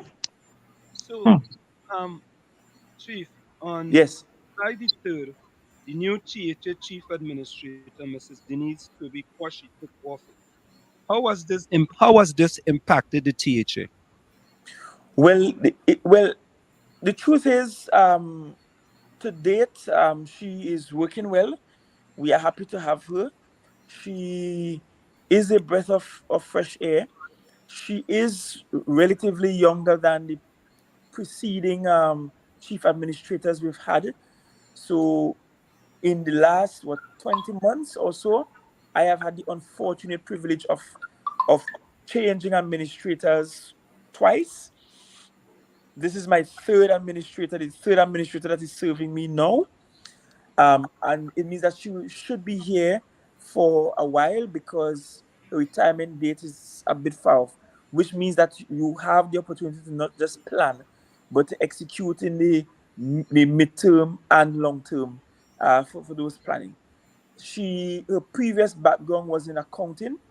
She at one point headed up the Auditor General's department in Tobago before becoming an administrator. She served as administrator in 3 divisions previously. That's finance, education, and health.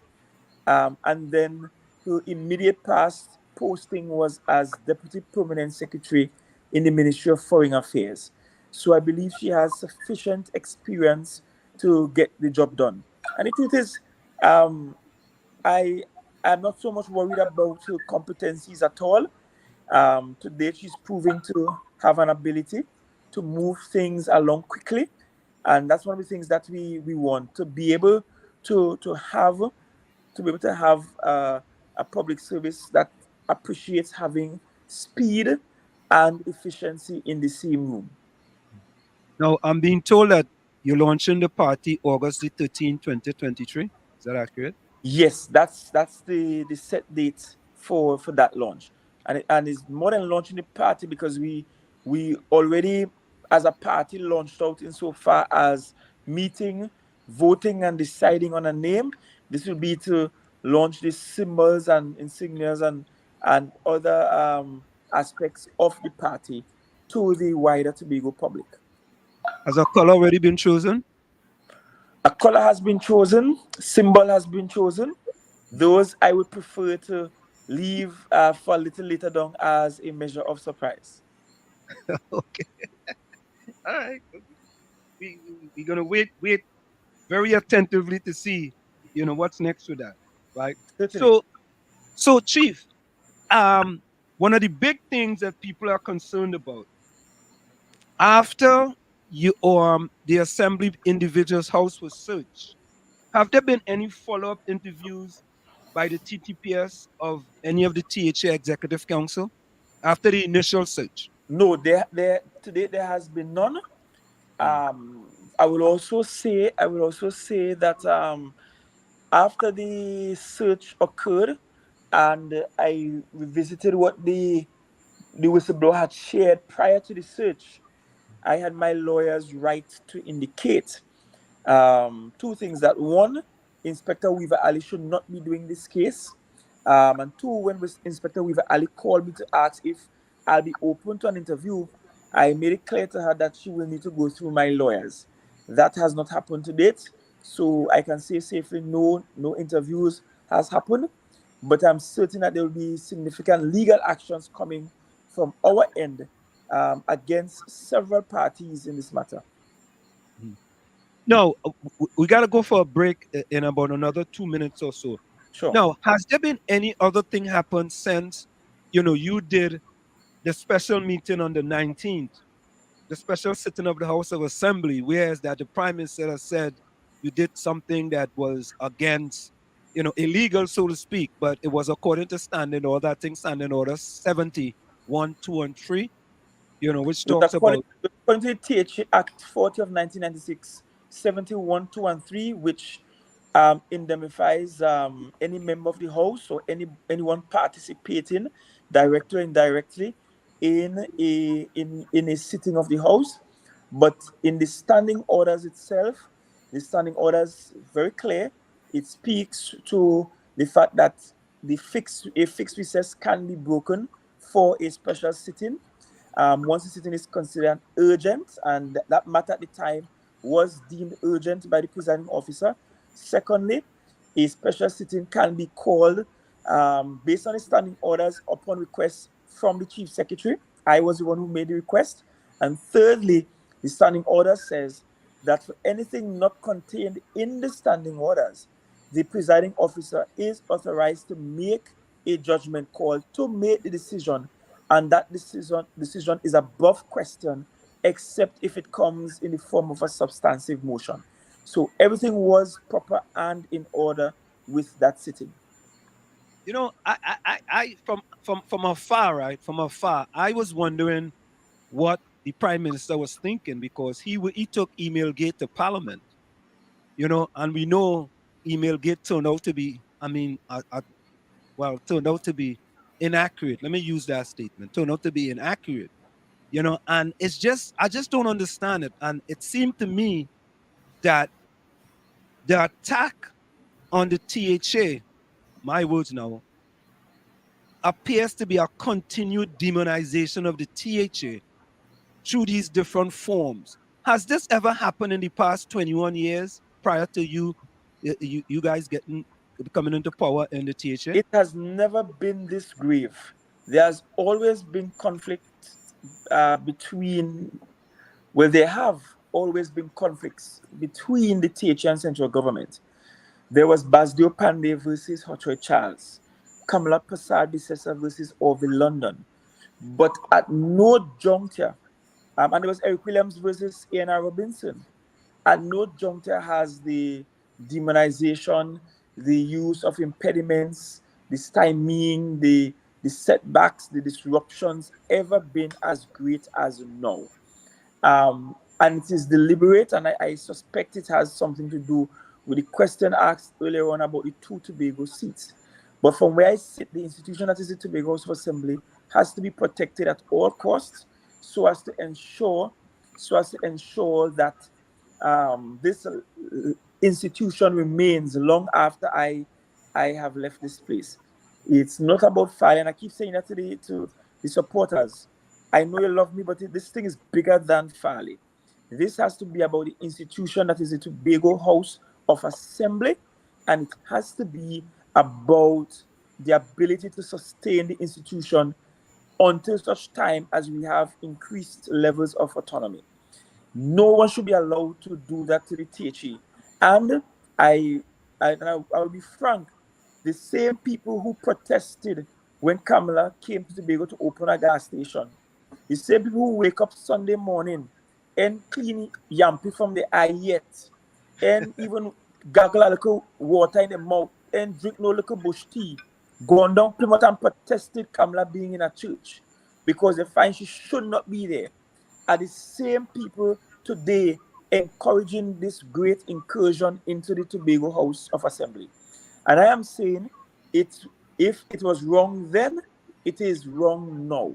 It can't be wrong then and right now. It can't be wrong when you are in power. You don't want anyone else to intervene in the handling of the Tobago House of Assembly, but somehow right when you are not in power, right to the point that you stand on a pulpit and moot such a point.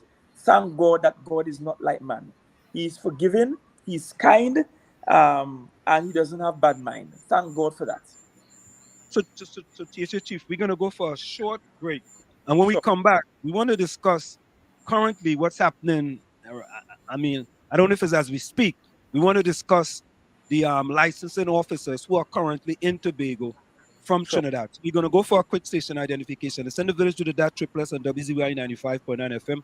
If you just tuned in to us, we have with us tonight THA Chief Farley Chavez Augustine, and we're having a spirited discussion about, and my words, about the demonization of the THA by the central government. Stick and stay. We'll be right back after this show. You're listening to WZYE 95.9 FM. You are listening to WZYE 95.9 FM, the most influential name in Caribbean radio in the tri-state area. Broadcasting from East Orange, New Jersey, the most influential name in Caribbean radio. WZYE 95.9 FM. Get back with you. It's in the village with the Dat Triplets on WZYE 95.9 FM. Of course, we come to you every Tuesday, Thursday, and Saturday from 7 to 10 p.m. That's Tuesday, Thursday, and Saturday from 7 to 10 p.m. And I got to tell you, I don't know if to call him Mr. Farley. You know what I mean? Is he there? I think his mic is on. Unmute your mic. Is he? Mike's muted. His mic muted. He seems frozen too. Yeah, he seems frozen. Yeah, he was frozen. Yeah, he got kicked out. So, folks, again, this is Trinidad and Tobago and the internet. What happens is that, you get, let me see that. Okay, hold on. Right. So what happens, folks? We gotta wait and see if he comes back in because he just got kicked out due to the internet. So we're gonna wait and see what happens, right? So of course, we having spirited discussions here with the Chief Farley Chavez Augustine, and we're getting a lot of things answered here tonight. And one of the things that's currently happening in Tobago is regarding to licensing officers who came up from Trinidad again to sort of, and it's my word, to terrorize the people of Tobago. Because if they are licensing officers in Tobago, why do you need licensing officers coming from Trinidad, in order to be involved in Tobago? I just don't get it. Well, the pastor gave the green light to turn the heat on. Yeah, I guess, and people are saying, that the pastor had some dealings, so to speak. Okay. Right. JB Alpha says sabotage. Yeah, so come back in. Yeah. So let me just read some of the comments from the chat. So Helen Charles says, "We the people of Tobago will stand with you, Chief, because you and your team have shown us that you all are here to support Tobago and not party." Right? There we go. Yeah. Kadisha Stevens says, yes, the pastor was contracted under URP for equipment. Okay. Yeah. Diamond Walcott Fletcher says, in the heat of the Commonwealth Games, troops. Okay. Wendy Ann Phillips says, pastor was once an advisor to Mr. Orville London. Okay. Hey. Oh God. But they're exposing the pastor too bad. Pastor was renting excavator and getting big contracts. Oh God. Hey, so everybody gonna tell us what's what? Yeah, let me just send a text message here. Hold on there, folks. Go ahead. I'm gonna send a quick message. Listen.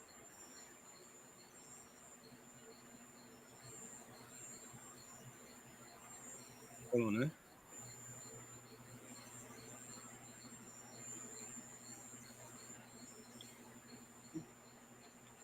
Okay. I just told him, tell him he got kicked out. Tell him to log back on. Hold a minute. Let me try to send him a message here. Hold on, eh?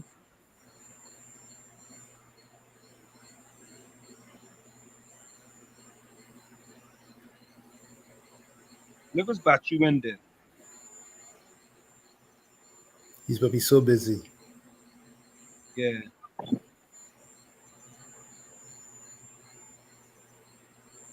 All right, so I sent two separate messages. So folks, we're gonna wait to see. We're gonna wait to get the chief back in. In the meanwhile,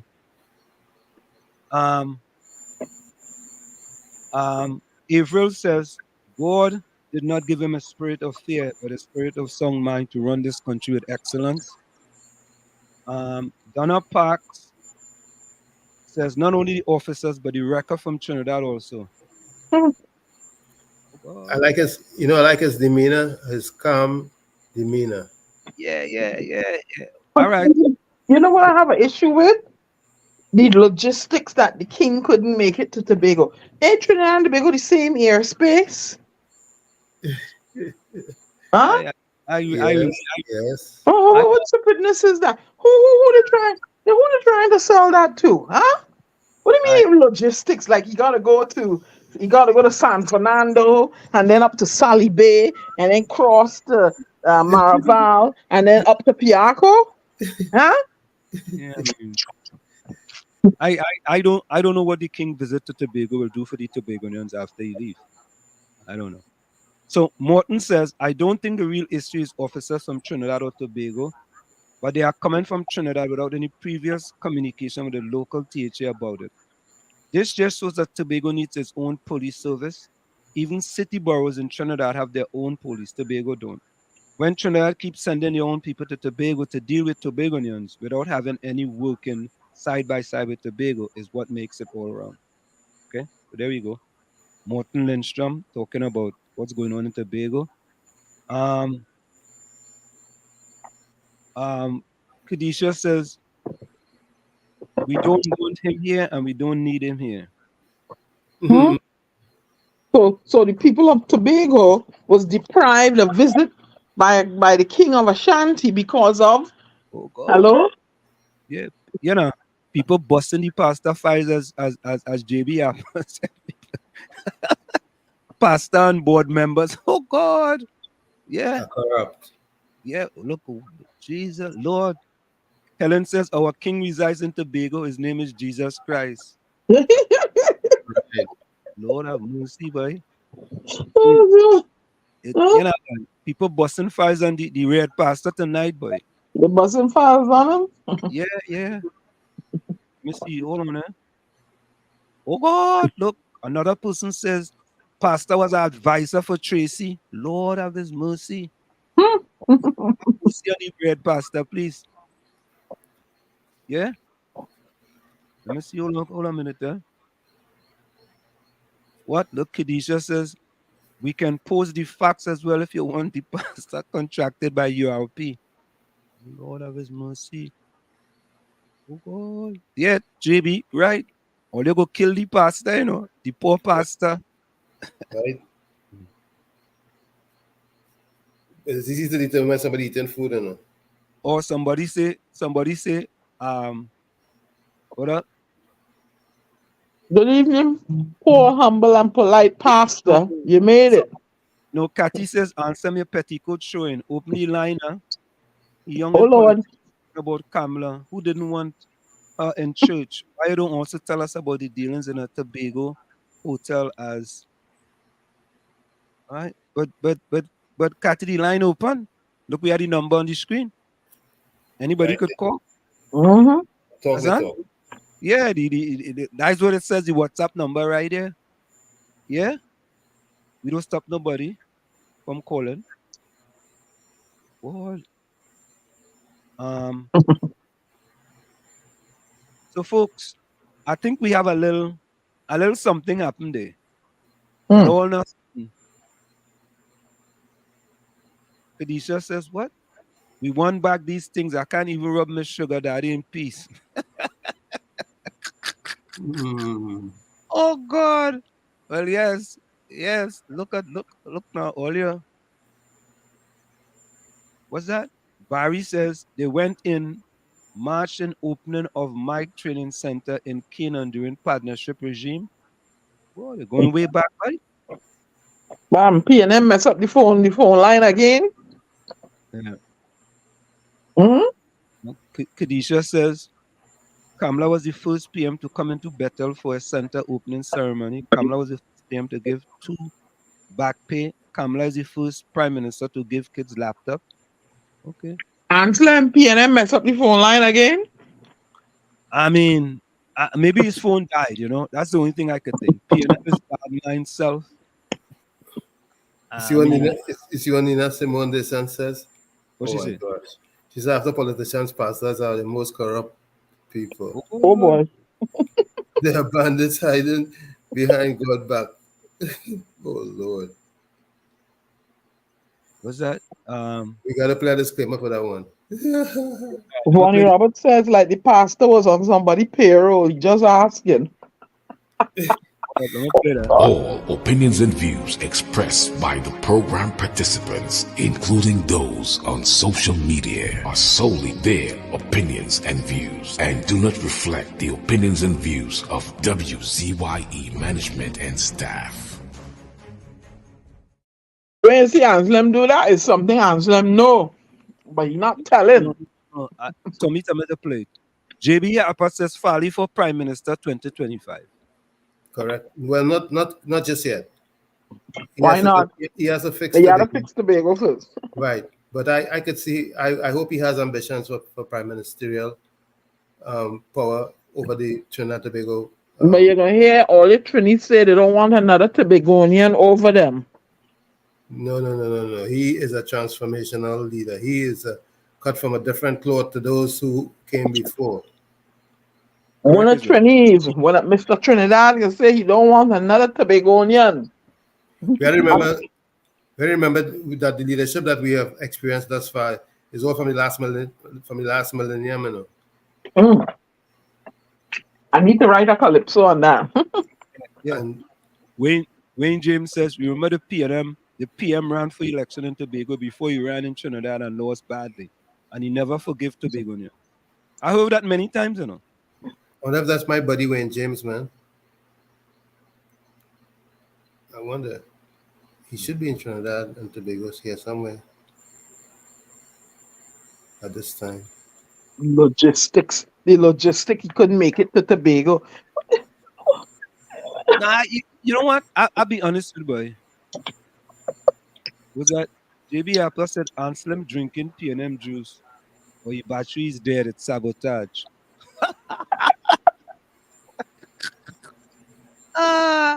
Anything's possible, JB. Anything is possible. Yeah. Anything is possible. You know what I mean? But I want to think that his battery died. I want to think that his battery died or his internet just went out. Because it happened all of a sudden.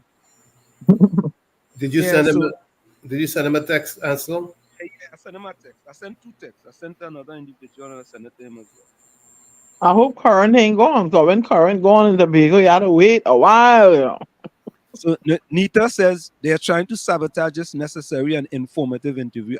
Nita, I gotta agree with you, you know. You know what I mean? Yeah. We was getting down into the nitty-gritty. 6-6 tie. During the 6-6 tie, Red Pastor tried to bribe Pastor Baines to cross the floor. Oh my God. Oh boy. Oh God. Guess what? Yeah. I think we got most of the important information out there though, with him tonight. With Farley. Yeah, boy. But I like the fact about the beach volleyball. Ain't that nice? Well, listen to this. Listen to this. I mean, and people that say that, people that just throw things out. You know, I didn't just throw things out about Farley as a transformational leader. You know, you understand? You could see, and let me say, welcome to poor, humble, and polite pastor. Welcome. You could have seen the difference that the guy wants to make for Tobagonians. And not only that, right? You could see he wants to work with the diaspora as well, right? And the people in the diaspora. And he understands that in 2025, a lot of these people in the diaspora, right, could come back to Tobago and have a significant impact on that election. Oh, yeah. That's what transformational leaders do, right? Right? We have the other fella in Port of Spain, right? He don't care. He don't care. Mark my word. You know when you go come back to New York, watch. You see when 2025 come around? He coming back to New York. Watch and you go see. Watch it. Yeah, you go come back to New York because you want them people and them want to go home and vote for him. And then you don't want to come back in the village. He'll have interest in the village then. But you know, I really, but you know what? We would like to interview him. So like to do what? Interview him. Okay. Yeah, we like to interview him. Yep, we're open. And Kadisha, this is a good point, eh? She says, we want to know by our PM what it means he will never forgive Tobagonians if we vote again. We're not taking that. Hello, you're on WZYE 95.9 FM. Good evening, sir. Good evening. How are you? I'm good. I'm just trying to, I'm asking a question based on what you just mentioned about 2025 and the diaspora, right? Yes. Now, the people that you speak about that may go back and change the election in 2025, are those people going to be residing in Tobago or in Trinidad and Tobago in 2025? Well, once your name on the list, once you are qualified in the name on the list, you could vote. No. Listen to the question I asked you. Are those people going to be residing in Trinidad and Tobago in 2025? You have to reside in Trinidad and Tobago to vote. Okay, I know that. And I can tell you I know that because I don't reside in Trinidad and Tobago, but my name is on the list. Yes. Right? Me too. But right. Now, the reason I say that, I don't believe if you don't reside in a space, you should. No, this is my personal belief. As I said, this is my personal belief. A lot of people may disagree. But I honestly believe that if you don't reside in a space, you should not partake in an election because of the fact that the day-to-day after that election does not directly affect you. What about absentee ballot in the United States of America? Okay, hold on. You dealing with two different scenarios here. Absentee ballot in the United States is different, and I would say that is different because the people that may vote absentee ballot, they go back and live in the space. I am speaking about. But if you're in the army on your way, if you're in, let me say in Australia. Hold on. No. Just now. Wait. No. If you're in the army, if you are in the United States Army, you still live in the US, okay? You may be on tour, maybe a year, 2 years, but then you come back here to live. So you still live in the United States. So you're telling me, sir, you're telling me a born Trinbagonian, and I want to cast my vote to change the landscape or contribute in whatever way. And when we visit Trinidad and Tobago 10, 15 times a year and spend our dollars on a tax, etc., and you come on 3 months, 4 months, etc., you don't call that living there? You don't live there. Spending my money. Okay, question. You're a born citizen of Trinidad and Tobago. So let me put it this way. You're a born citizen of Trinidad and Tobago. In order for you to be an elected member of the THA or of the parliament or of the local government election, how long do you have to reside in the country? But they can afford, they can change the constitution to allow us to vote in the election because of having been born there. Well, you're disenfranchising me now. No, I think he asked a different question. He's asking a different question. But he disenfranchising me. I want to vote in Trinidad or Tobago. It should not have nothing to do with where I live. I'm born there. I have the right to put my finger in the ink for who I feel like putting it in the ink for. If I'm registered in Tobago, then I go to Tobago and vote. If I'm registered in Trinidad, then I go to Trinidad to vote. But having been born there, you should not disenfranchise me just because I do not reside there 12 months of the year. That is just my opinion. Is it possible that you can reside in both spaces, United States and Trinidad and Tobago? Yes, of course. Where's the gentleman? Would he answer that? No. Yes, you can reside in both places. But what my point about it is, my point I am making is this: you reside in, and I'm not only speaking about the United States, because this does not only happen in Trinidad and Tobago, and I am not speaking from what people tell me. This also happens in other Caribbean islands. When there is elections in these other Caribbean islands, the nationals of these islands would go home and vote for the party that they support or they have been supporting while they were on But I'm island. a citizen of the country. I'm a citizen of dual citizen. Yeah. I have citizenship. Why are you going to deny a citizen to vote? Dual citizen. Yeah, about dual citizenship. Why you think it's acceptable to deny to disenfranchise us? Because I don't live in that place. I'm not domiciled in Tobago, for example. But then you vote. But then, as I said, the effect of your voting changes the dynamics of the people that live there, and it does not affect you daily. What do you mean it don't affect us daily? I'm lost. Because we don't live in the space. Excuse me, sir. If I want to vote that the healthcare system can change. Yeah. The healthcare system can change so that if I'm there for 4 or 5 months of the year and I fall ill, I'm going to get proper care. If I want to vote for the security of the national security system to address the crime against women, against everyone, so that I can feel safe in my home, wherever I'm domiciled, you don't call that contributing? I want Trinidad and Tobago to be better. One minute. Hold that thought. Someone says, Wallace Tobago says, you don't even need to be a citizen to vote here. Commonwealth citizens who meet residency requirements can vote as well. And Donna Park says, a lot of citizens who come home to vote who are living outside. To me, what you are trying to do, you are trying to take over my right as a citizen. I don't care where I live. If I live on Mars, Pluto, Jupiter, you are taking away my right. Once I'm a citizen. Hence the reason why the system of that and the fallout of it will never change, because, as I said, the people who going to vote that are not living in the space and are changing the dynamics to suit their political party and not the people on the ground will never change. All right, so here is this question, right? Let me ask you a question. Someone says, I live in Sawa, but I reside in San Fernando. Where am I living? You're living in Trinidad and Tobago. You're living in Trinidad. But okay, but all right. Where I go vote? Where can I vote? Should I be allowed to vote in Sawa or in San Fernando?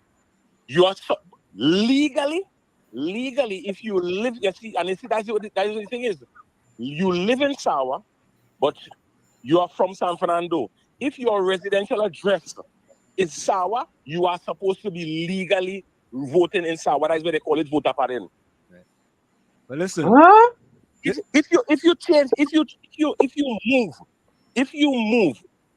Tobagonian living in Trinidad and your address was in Tobago on your driver's license or your ID card, legally you're supposed to change it to Trinidad because you know we live in Trinidad. No, but that wasn't your point though. Your point was but you asked a question. You asked a question and I answered the question you asked. So here is another point. Does the caller also mean that all Tobagonians who live in Trinidad should not vote in Tobago either? He's gonna tell you they're in Trinidad and Tobago. No. As I just said, if you live in Trinidad, and I will tell you this, if you live in Trinidad and your residential address in Trinidad and your ID card in Trinidad, you will not be registered to vote in THA elections. Yeah, but she was saying that all Tobagonians who live in Trinidad, suppose I live in Trinidad, but I'm registered in Tobago. So listen to this. If you live in Trinidad and you are still registered in Tobago, you can vote in THA elections and you cannot vote in the local elections in Trinidad. I ain't asking you.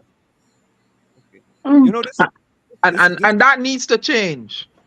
You know what? Why does it need to change? It needs to change because it's one country and everybody have the right to say what it is. You all are one country. I mean, you have your constitution and your laws. So hold on. If that needs to change, it means that Trinidadians can go to Tobago and vote in THA elections. Well, hey, the whole thing have to change up, you know, because we have been disenfranchised so long. Cannot vote in our elections, in our country. Patriotism. Local government election in Trinidad is for if you are registered in Trinidad. Change up the whole thing. That's what you need to do. THA elections is if you are registered in Tobago, and national election is for if you are registered within Trinidad and Tobago. It's as simple as that. So listen to this before you go. Just before you go, right? Morton says, sometimes you don't see all the problems until you go abroad and look back home from the outside. I think residing outside can help see the need of progress much better than many who live in this space. That is 100% accurate. Perfect. Yep. Okay. I am not saying no to that. You see, that is, listen. So that's why if I'm a citizen on the outside. My point. But point is this. My point is clearly this. If you don't live in this space, and this is all I am saying, now nobody is taking away your right to go home, nobody is taking away your right as a citizen. Right? Yeah, you are. You're telling me I can't vote. I shouldn't be voting because I don't live in this space. 1 minute. You telling me I can't vote and you're not taking away my right as a citizen? No. Just now. I am not saying you. Hold on. You guys are misinterpreting what I am saying. I never said you cannot vote. Because you can vote. I am never said you cannot vote. What I am saying is simple. You do not reside in the island. Don't think that you should go and have a say in the outcome, because the outcome affects the day-to-day running of the people who live on the island. As simple as that. All right. So and sir, wait, sir. 1 minute. I think we really appreciate this discussion. You know, why don't you listen to us off air as we continue the discussion? Where you calling? I'm in Florida. In Florida. All right. We thank you so much for listening to us. This is a very good discussion because we in the diaspora here feel that it is important for us to go back and give back to our country, and the way patriotism, yes, is by voting. How we do it. And if you want to tell us you don't reside here, so you can't vote. You can't vote. All right. So again, thank you very much. You're saying that we shouldn't then. Don't say. You see that I'm saying. You see. You are a lawyer. You know, you're twisting up your words here. You ain't gonna bamboozle me. You know. I never, at no time, I said you cannot vote. You're saying we should not be able to partake in the electoral process because we reside outside. No. Let me let him go, and we're going to discuss. We'll continue to discuss it. All right. Hey, thank you so much for calling us. All right. Take care. All right. Thanks for the call. So, can you just call her if the person from Tobago or Trinidad are not living here, they should vote at any time because it's citizens of Trinidad. It doesn't matter. And that's it. That's straightforward. Right? If I have dual citizenship, right? I come to Trinidad for a week, 2 weeks before the election. It is my right, once I'm on the list, to vote. Yep, once you're registered. You can't tell me, okay, when you vote and then you're going back home now, what are you adding to Tobago, for example? I'm a citizen. That's right. That's it. All right. All the money we spend and the VAT we pay when we shop there and hotel there and taxi and eat and all that. No, Morton says also consider many Tobagoans want to go back home, but they cannot until changes happen. They should be allowed to vote to protect their interests. Correct? Thank you. Thank you. Correct is right. You telling me, you telling me my passport or whatever it is says I'm a citizen, right? But paper. I shouldn't be allowed to vote because when I finish vote, I coming back to America. What kind of madness is that? You depriving me of my right? All right. So for example, if you living in America and you're stationed in Japan, I'm American based in Japan, you're stationed there for 3 years, right? How do you vote in an election? Absentee ballot. They don't go back home and vote, right? And why it is Trinidad to have absentee ballot for voting? The rules are written different. I know, Tommy, but we need to change that. Absolutely. And in the last election, when the borders were closed, we saw it play out. People who were registered and lived there, but because the borders were closed, they got locked out, and there was no system in place to capture those people who were actually residing there. So there you see the whole the glitch in the system played out. I'm trying to see if we could get Farley back on the line. The phone busy, you see? You hear it? So folks, I tried, but the phone is busy. There's a possibility the phone might have died. Or somebody did something with the line. Let me try it. So this is we calling. That's a WhatsApp call? Yeah, that's a WhatsApp call. You know, or calling. It's calling. I know what they're ringing. Me and Gene say we are ignoring the Constitution. What do you mean ignore? It need to change. What Constitution we ignoring? I don't know.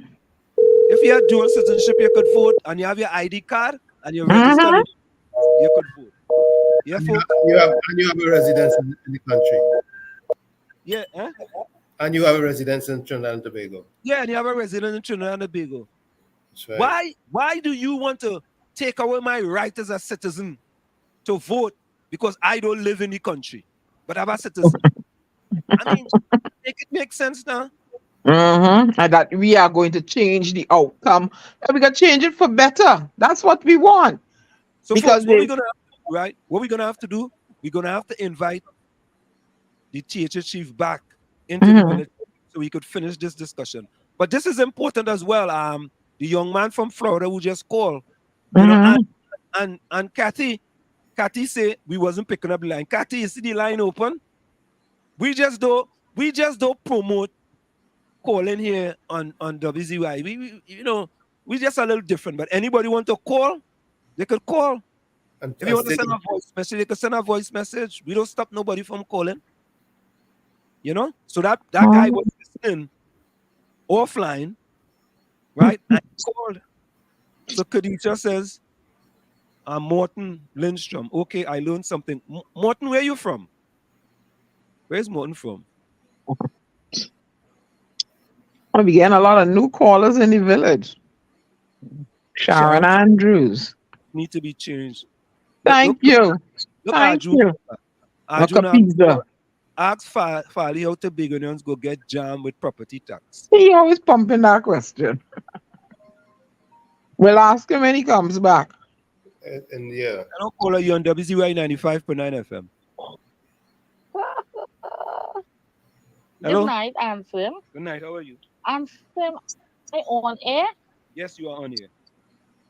Okay, good night to you, Ansem. Yes, good night. Tommy Good and Diana is here as well. Good night. Yeah. Good night. Good night. Ansem, you know I only We hearing you very low, you know. We hearing you low. You're breaking up too. You're breaking I up. was just pulling your petticoat. Are you hearing me properly? Okay. Go ahead. Okay. Ansem, it's a pity that the chief secretary couldn't reconnect with you. I wanted to not ask him directly, but there was something recently something is troubling my mind. And I don't know if it might have missed you guys because I don't think I heard you all spoke about it. So wait, 1 minute. So 1 minute. The representative for Bell Garden, Faith Be Israel, just sent us a message. She says, let me put the message up for all of you guys, okay? She says, good evening. Chief Secretary Farley Chavez Augustine is restarting his phone and using another internet connection. Please don't end this session just yet. No, we're not going to end it. We're going to hold on for him. All right? Thank you very much, Dr. Faith. So Dr. Faith just sent us a message saying that the chief is trying to restart his phone and using another internet connection to log back on. Okay, thank you very much. Yes, so go ahead, Kathy. Thank you very much, Ansem. Yes. Yes, Ansem, like I was saying. This I saw it via the press, and this is very troubling. It concerns both Trinidad and Tobago, and I would like to state any money that is spent from the THA or the central government, it does not belong to Tobago or Trinidad. It belongs to both Trinidad and Tobago. Full stop there. What I am raising recently this week, I don't know if you guys missed it. The THA was supposed to establish an office in Trinidad to assist Tobagonians who are living in Trinidad and as well working in Trinidad or working in Trinidad, living in Tobago, and that office would have been able to assist them with government agencies, government issues, and vice versa. Why I'm saying this is that I am actively involved in assisting Tobagonians, this is part of my role. I normally will assist in getting letters through various ministries, just a small amount, right? And I am seeing where the THA, via the media, was renting an office on Pembroke Street in Port of Spain for $95,000. No, it is stated by the media that they were paid $95,000 and the lease was for 1 year. I want to know, why was not this building occupied? That's number one. Who was responsible for occupying the building and staffing the building? And they need to tell the taxpayers of Trinidad and Tobago why all these monies were being paid, and as of, I think, within the next 2 months, the lease will not be renewed. And I think this they need to answer, both the chief secretary and his deputy, as well as whoever was responsible for renting the building on behalf of the THA and the citizen of Trinidad and Tobago. So Okay, Kathy, answer? right. So this is what I would say to you. Yes, answer. You stay listening to us, and the chief is supposed to log back in, and then we're gonna ask him the question. Fair? Well, answer. I will listen. You know I always listen, but I ain't gonna ask some more questions. All right. Thank you so much. But we'll ask Thank him you those for the questions. time answering. All right. Thank you. Yeah, bye-bye. And I hope the deputy that called could answer too. All right. I think she might wait for the chief. That's a question for the Well, I think it fall in her garden. Am I not correct? Well, let's see. She's in the chat. If she wants to answer the question, she'll answer it in the chat as well. Okay. But the that's chief is trying what to they log put her back there to do, to answer the question. Okay. Thank you, answer. All right. Thank you so much, Kathy. So basically, they're saying that $95,000 was wasted by the THA. Well, there was an article in the papers regarding, and I think there's more in the motor than the pestle with that, because all you know who was in Trinidad trying to do, things for THA at that point in time. So let me wait until hear from the horse's mouth what the situation with that is. Right? Kadisha says, Victoria says, "Conrad Cathy, go easy." Oh God. Kadisha says, you don't have to tell Trinidad nothing but Tobago. So mind your business in Trinidad. Also, if someone give you money and it's your money. So if central government give Tobago money, it's ours and not the TNT. So come off. That's what Kadisha says. Yeah? Oh God. Rennie George says, go and ask Rowley why he renting Farris building. Oh, you see?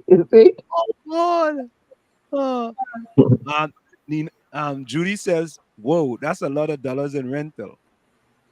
Oh, wait to get the whole story now, man. Oh God. Sharon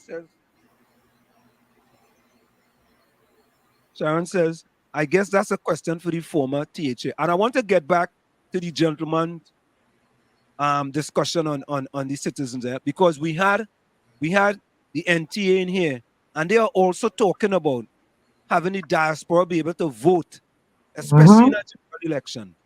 All right? And ballots. Absentee ballots. Yeah. So why we can't vote? So all of a sudden, I'm a citizen. What's the meaning of a citizen? Born there. Right? And once I have all the papers, yeah, you could naturalize, a naturalized citizen. Once I have all the requirements and documentation to vote, if I don't live there, what does that matter? Even more than that, I could not live there and be more patriotic than people who live in there. Word. How about that? So Victoria, at least Cathy, Victoria says, Cathy, you are so right. Farley needs to get off his high horse and understand the law. But Victoria, so far, no law have been broken or anything. The Prime Minister says he was going to do something. We're still waiting for him to do it. I mean, I don't see. The Prime Minister say he break the law with the meeting that they had on the 19th on the 19th, right? He said he broke the law and they wasn't supposed to do that in Parliament, and he's going to send it to the Attorney General in order for the Attorney General to issue an opinion. What kind of madness is that? Himself to himself? But we clearly see that the Chief Sec takes advice from his legal team before he does anything. Correct is right. Yeah? Rose says the people who is illegal in this country, they don't have an ID card. Be loud and boasting that they voting. It is sickening to listen to them. It's very simple. It's very simple. Very simple. Nita says, Rowley have these sickos trying to mess up everything because they can't take the jamming. Take bull, Rowley. What? Yeah.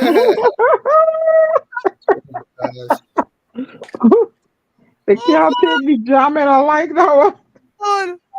Kadisha says, Morton Lindstrom, I see so. If you're working and paying tax for a period of time, you're still not allowed to vote.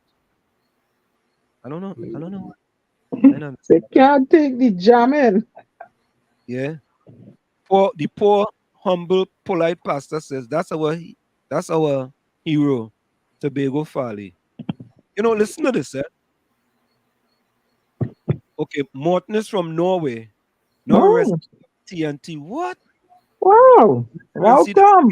Right to vote since I'm not from Caricom. Yeah, well, Morton, if you're born in Norway, unless you go and marry a Tobago, a Trini woman, and you get citizenship, you can't vote in Tobago in Trinidad if you're just a resident. Right? But is he born?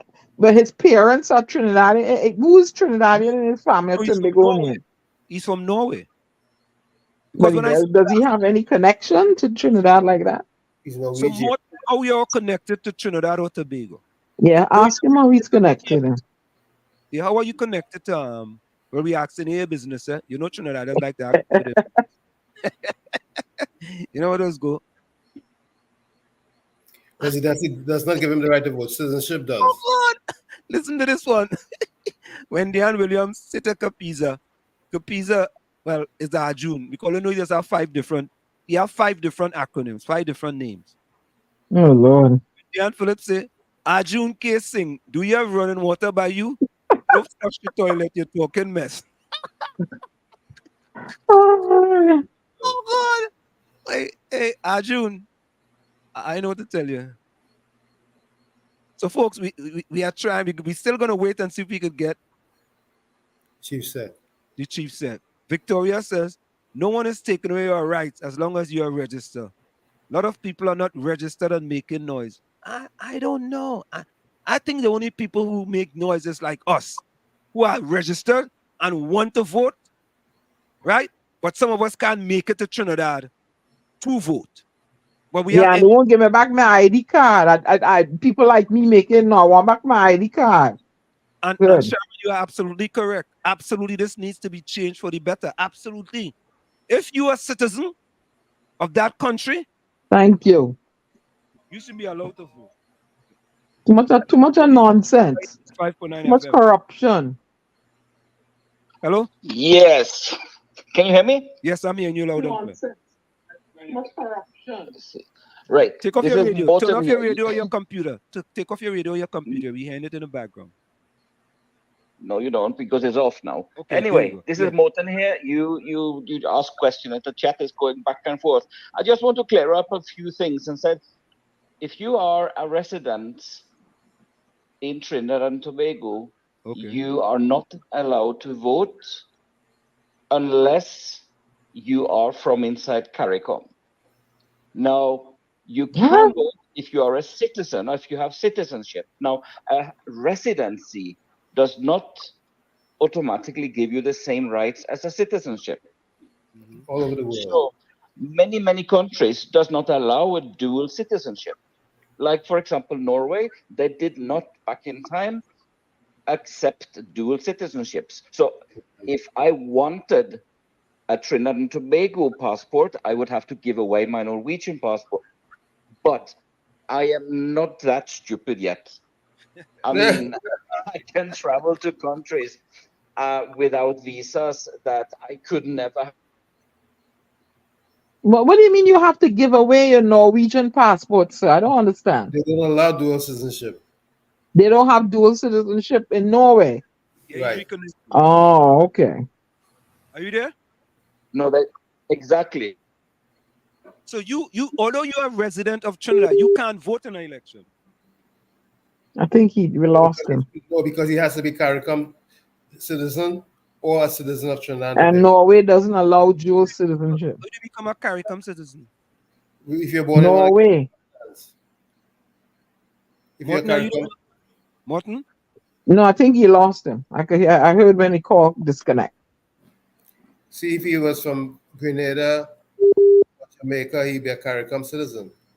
No, Norway. Norway don't allow you to have no other citizenship but theirs. Yes, yes. Nobody's from Norway. What I try to say. Go ahead, Morton. What I try to say is that if you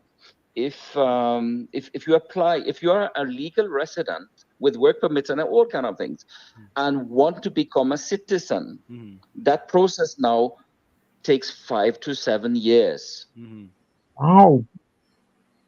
Which means if I start that process today, I will still not be allowed to vote for the next 2 periods, most likely. But Morton, But if the you point, marry the a whole point Trinidadian, is, does that change? If you marry that has nothing to do with it. Okay. The reason why you are here has nothing to do with it. And as long as you have a legal residency and work permits, you are allowed to do everything really except vote. Okay, yeah, that makes sense. So you have an Now, ID card? Do you have an ID card? Yes, on the back it says that you are a non-citizen, right? Yeah. So you have an ID card, but that is not enough to allow you to vote. However, if I had been from CARICOM, I would be allowed. Oh, okay. So that is the crazy thing. Yeah, I wasn't aware of that. Well, I wasn't aware of that. Many are not aware. So it is difficult. If you now come from outside the Caribbean and you want to settle down, you buy a house, you whatever, you are not allowed to be politically engaged, or should I say, have a vote so that you can influence your investment. And this is one of the reasons we have problems maybe for people who want to invest, because you have no say over your investments. I'm curious, Morton, how did you find us? Yeah, no, that's a story for a different day. It was a piece of, on a map, there was a little piece of it looked like a pencil stroke, and I looked closer and it was actually a little island, and that's how it started. No, I'm talking about how did you find our station? Station? Who doesn't know about 95.9? Morton, I talk, eh? But Morton, we are so happy that you engaged us tonight. Tell a friend to tell a friend, all right? We're on Tuesdays, Thursdays, and Saturdays. Come and say hi next time I'm in New York. Have a good evening, bro. All right, take care. Okay, thank you. Who doesn't know about 95.9? Is that what? Who doesn't know about 95.9? You know, right? We had Australia one time. Yes, I mean, I think we have some issues that the parties, and let me tell you this, the PNM don't want to deal with. The PNM don't want to deal with absentee ballot. Because they know we're gonna come with some thunder. Well, the Constitution would need an amendment in order to have that take effect. So let's say welcome to Pastor Baines. Pastor Baines, welcome. Good evening, Pastor Baines. Yeah. Good evening, Pastor Baines. Thank you for covering us. Thank you. Yeah, thank you for covering us. Well, we try to fix it. So I Blackmore says marriage to a Trinidad and Tobago citizen doesn't make you a citizen unless you're residing in Trinidad and Tobago. What you said, Ansel? Say that again? Lyle Blackstone James says, marriage to Trinidad and Tobago citizen doesn't make you a citizen unless you're residing in Trinidad and Tobago. You could be a citizen by naturalized. But wasn't there something that's a good point, because you could be in the United States and marry in America, and that doesn't make them a Trinidad citizen as long as you stay in the United States. If your spouse and you reside in Trinidad and Tobago, then you can make that difference and make them a Trinidad and Tobago citizens. Other than that, if you married a Canadian citizen and you're in Canada and never come to Trinidad, it doesn't make them a Trinidadian citizen. But children born off of the marriage are citizens. They're entitled to citizenship. But wait, JB Appa asks, Pastor Baines, blessing and peace to you as well. Pastor Baines, we have to continue this interview with the chief because a lot of people, there was a few things that we didn't get, but we know we're going to continue. JB Appa says, Morton, good question. If you married a non-citizen, what happened? But isn't there paperwork you can start filing and submitting to change the person's status, become naturalized or resident or something like that? I'm not sure. Kathy, we have tried to get the PEP leader on here a few times, and Diana, have we been successful? Well, remember he was supposed to come, but what happened was somebody took somebody instead. Remember that last interview? That happened twice though. Oh well, we'll work on it and try to bring him in on Tuesday then. Right. One time he was supposed to come, we brought another person, and another time he was supposed to come, and the same thing happened again, and we still don't want the other person. I remember that. So Kathy, make the arrangements for us. To have him. Yeah. Oh, so Morton answered, marrying a Trini does never make you a citizen. You become a legal resident. You can apply for citizenship. Boy, we're learning a lot. But look, according to multiplecitizenship.com, by naturalization, Trinidad and Tobago citizenship may be acquired upon fulfillment of the following conditions. Person is of good character, knows English, has resided for 8 years in the country, plans to continue to reside in Trinidad and Tobago, and has renounced former citizenship. This applies to foreign husbands of Trinidad and Tobago wives not eligible for citizenship by registration. You have to renounce former citizenship. That's only if your island doesn't or your country doesn't allow dual citizenship. Right. I Blackstone says if you married a Grenada citizen and don't reside in Grenada, you can apply for citizenship even if you're not living in Grenada. All right. Hello, caller. You're on WZYE 95.9 FM. All right, so we're on the other topic now of citizenship. He's a lawyer, you know. Go ahead now. And as I say, when I'm talking, I ain't talking for what people tell me. Okay. I have three citizenships. Three? Yes, three. Okay. I am a Trinidad and Tobago citizen by birth. Mm-hmm. I am a Grenada citizen by marriage. And I am a U.S. citizen by registration. Naturalization or naturalization? Yes, naturalization. by naturalization, okay. Right? Right. Now, reference to what the lady just read, that's old, right? Because in order for you to become a Trinidad and Tobago resident, you have to be living in Trinidad and Tobago. Just to become a resident, even though, because my wife doesn't have Trinidad and Tobago citizenship or residency. My son, however, has the same three as myself. And the reason he has the three, he was born in the US, and you have what you call citizenship by descent. Right. So he has Trinidad and Tobago citizenship by descent because I am a citizen of Trinidad and Tobago, and he also has Grenada citizenship. Grenada. Remember when I got his first passport and we went to Grenada, you went to the immigration office and you got the stamp in the passport that says the citizen of Trinidad of Grenada. Correct. I did the same. I did the same in Tobago. I went to the passport office and I got the stamp because the stamp is free. You don't have to pay for a stamp. Why go for a passport? Voice privacy contents have been updated. To continue, review the updated items on your screen. Anna, like you're doing some AI there, boy. Why are you talking? Well, that was me. That was my thing. Just flare up like that. Yeah. Oh, okay. So basically, you know, people, as the gentleman was saying, based on where he's living, because in the past, right? In the past, probably 20 or maybe 30 years ago, Trinidad and Tobago citizens could not have dual citizenship. Right? Because my elder sister, her husband was living in the UK, he was in the Navy, and she had to give up her citizenship in order to become a British citizen.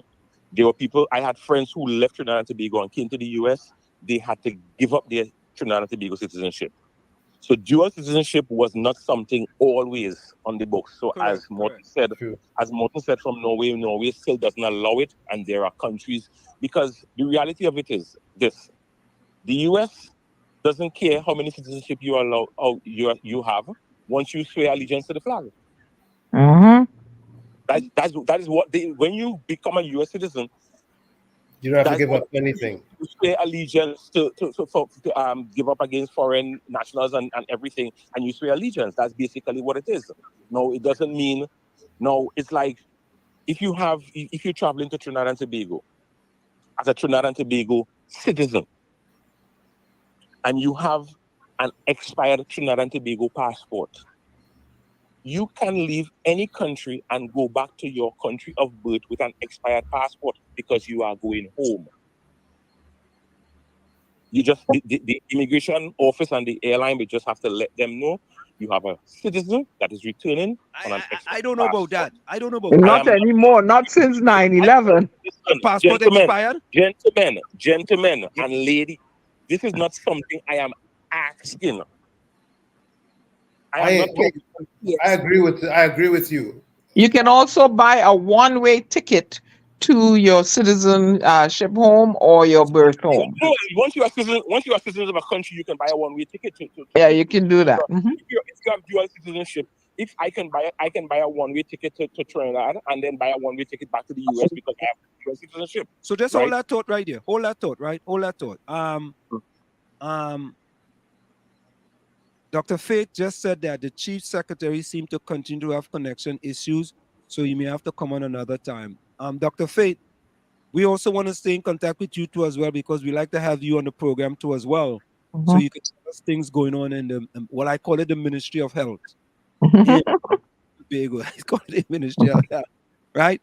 In Tobago there as well too. So, you know, we'll be in contact, and we need to continue the discussion, because this discussion is a vibrant discussion, and we need people in the diaspora, you know, to hear about this type of discussion. And caller, hold 1 minute for it, right? We're going to go for a quick station identification. Sure, no problem. It's in the village with that triplets on WZYE 95.9 FM. Stick and stay. We're going to go for a short break, and we'll be right back after this. Don't go nowhere. Don't touch your dial. You're listening to WZYE 95.9 FM. You are listening to WZYE 95.9 FM, the most influential name in Caribbean radio in the tri-state area. Broadcasting from East Orange, New Jersey, the most influential name in Caribbean radio. WZYE 95.9 FM. Back with you. It's in the village with the that triplets on WZYE 95.9 FM. Of course, it is, and we come to you every Tuesday, Thursday, and Saturday from 7 to 10 p.m. That's Tuesday, Saturday, and Tuesday, Thursday, and Saturday from 7 to 10 p.m. Go ahead, caller, go ahead. Right. So reference, you know, passports and all these kind of things. Yeah. So as I said, all these things that I am talking about is personal experiences. So I'm not talking about what anybody tell me, or so I know these things for a fact. Right. So it's not, I didn't Google it and get or third-party information. These are facts that I'm telling you. Because now look, a simple thing. My mom was here. She was here for vacation a couple of years, 2017. And, you know, she was here for the 6-month vacation. She passed away while she was here. Now, in order for her body to go back to Tobago, because we took her back her body to Tobago, she had to have a Trinidad and Tobago passport. Because if you don't reside, let's say you just like the island of Barbados, and you say, you know what, when I die, I want to bury in Barbados. If you are not a citizen of Barbados, and you don't die in Barbados, you can bury in Barbados. Wow. Yeah. Right? So you go back, they have a lot of stuff that the funeral agency have to do here. They have to send all the information to the Ministry of Health in Trinidad and Tobago to approve and everything before the body can be released. They will take the passport, and we got back her passport the day of the funeral in Tobago. Because the body goes down now as cargo. That's right. But the body goes down as cargo as a citizen of Trinidad and Tobago. So customs and immigration has to also clear that body when it gets to Trinidad and Tobago. So as I said, but you know, life is every day you learn something, every day things are new, and you can't please everyone. So caller, what's your name, caller? My name is Lyle. So Lyle, we really appreciate you joining us in the village, and we want you to continue to keep listening to us here in the village. Subscribe. Yeah, you could subscribe to our YouTube page. It's free, and whenever we are on, it send you a notice. No problem. All right, man. Thanks a lot. All right. Cool. Bye-bye. You're learning things, Anselm, boy. Education. Yeah. Poor humble pastor said, I got my U.S. security card for banking purposes only. And after that, I entered the tax system. I pay all my taxes down in Queens. I am what? You're illegal, but back home, I don't understand that. Humble pastor. Nadia, good night to you as well. Lynette Douglas Lovell says, be mobile, giving trouble. Yeah, boy, be mobile. Gloria Belfont said the caller is correct about the expired passport. I thought you couldn't travel the expired passport. You can. You can make a trip home. You could come, but you can't come back. No, you wouldn't be able to come out with it. Come on, but you can go as long as you're going to the home of the passport. Okay, the issue of the country. One thing about the new administration, they don't back down from any interviews. You know, that's true, you know. You know, they don't back down. Khadisha said, mobile giving trouble, I'm using Wi-Fi. In 2023, how come? Now, Meister Tuck says, General Stalin once ripped all the feathers off a live chicken as a lesson to his followers. He then set the chicken on the floor a short distance away. The chicken was bloodied and suffering immensely.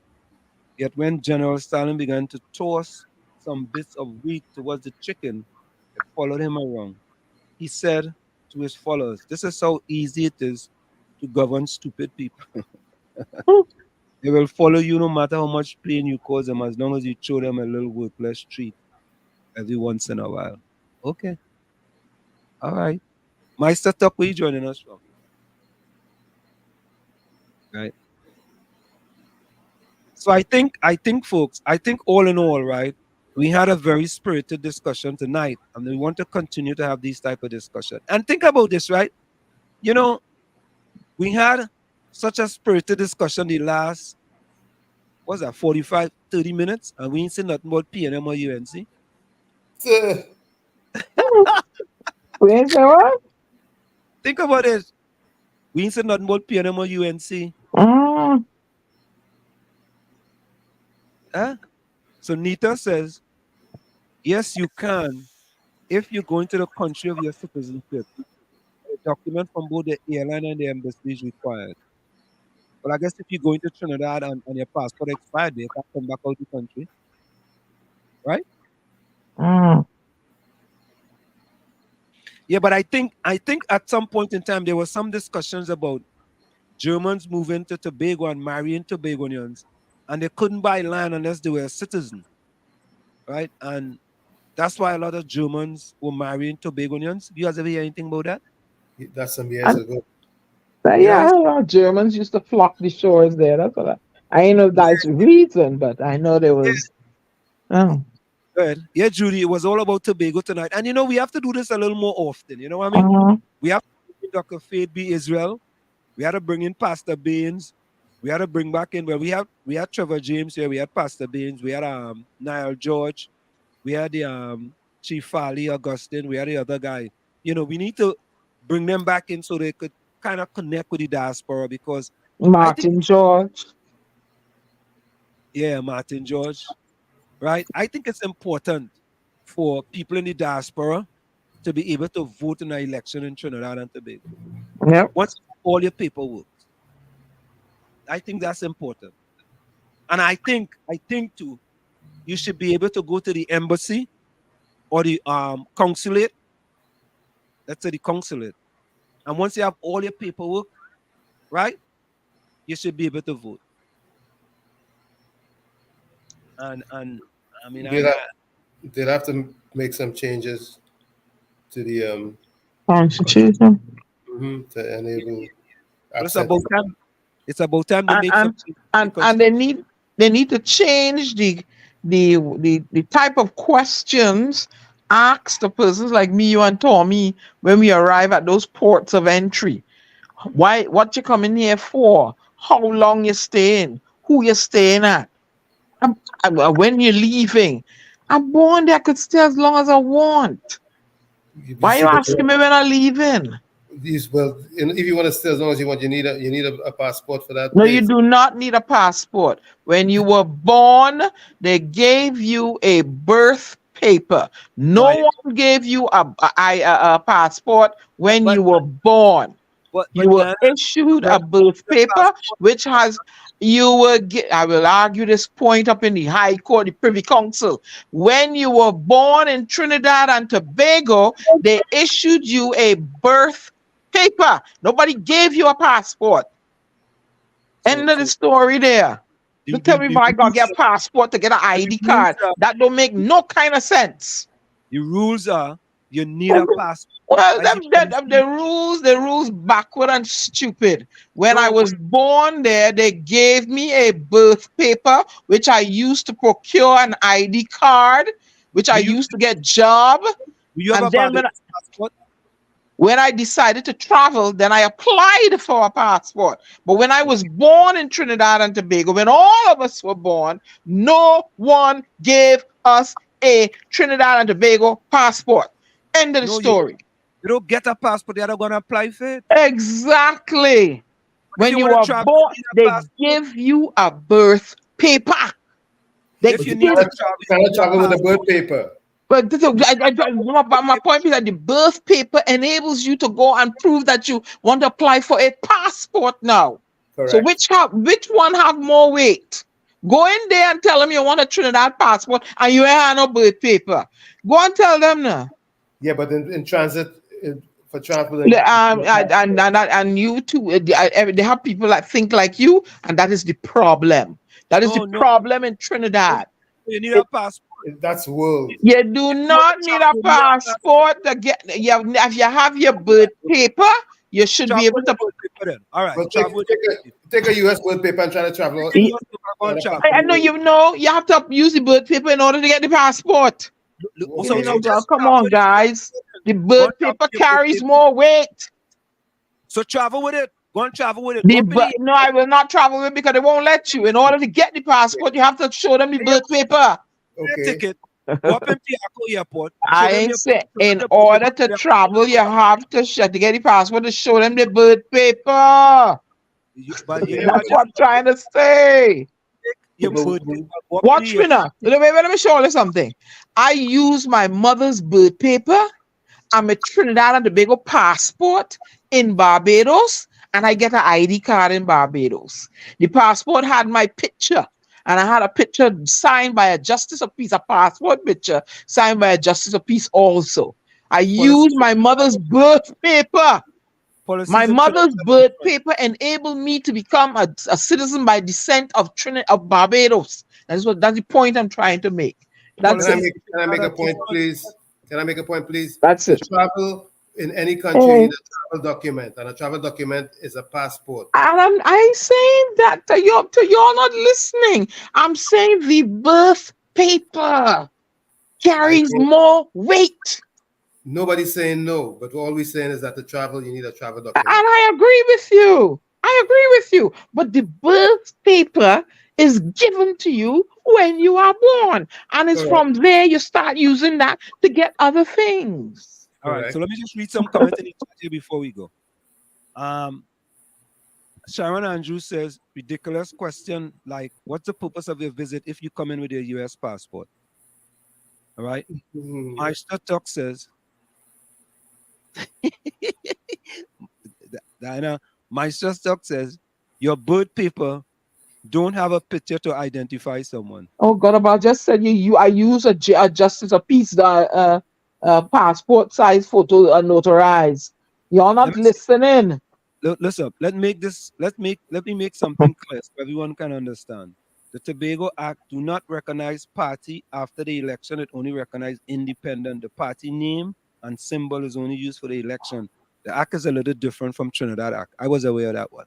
You see, poor humble pastor said she's right. He used his father's birth paper and Barbados give him citizenship. Why Trinidad can't use my birth paper and give him my ID card? Call it too corrupt and cackala down there. Prior to 9/11, U.S. citizens could have traveled to certain countries with a driver's license. See? If that's the rules, that's the rules. Yeah, but your rules infringe upon persons like myself. You're infringing on a right of mine. The rules are disenfranchising me, making it hard for a person like me.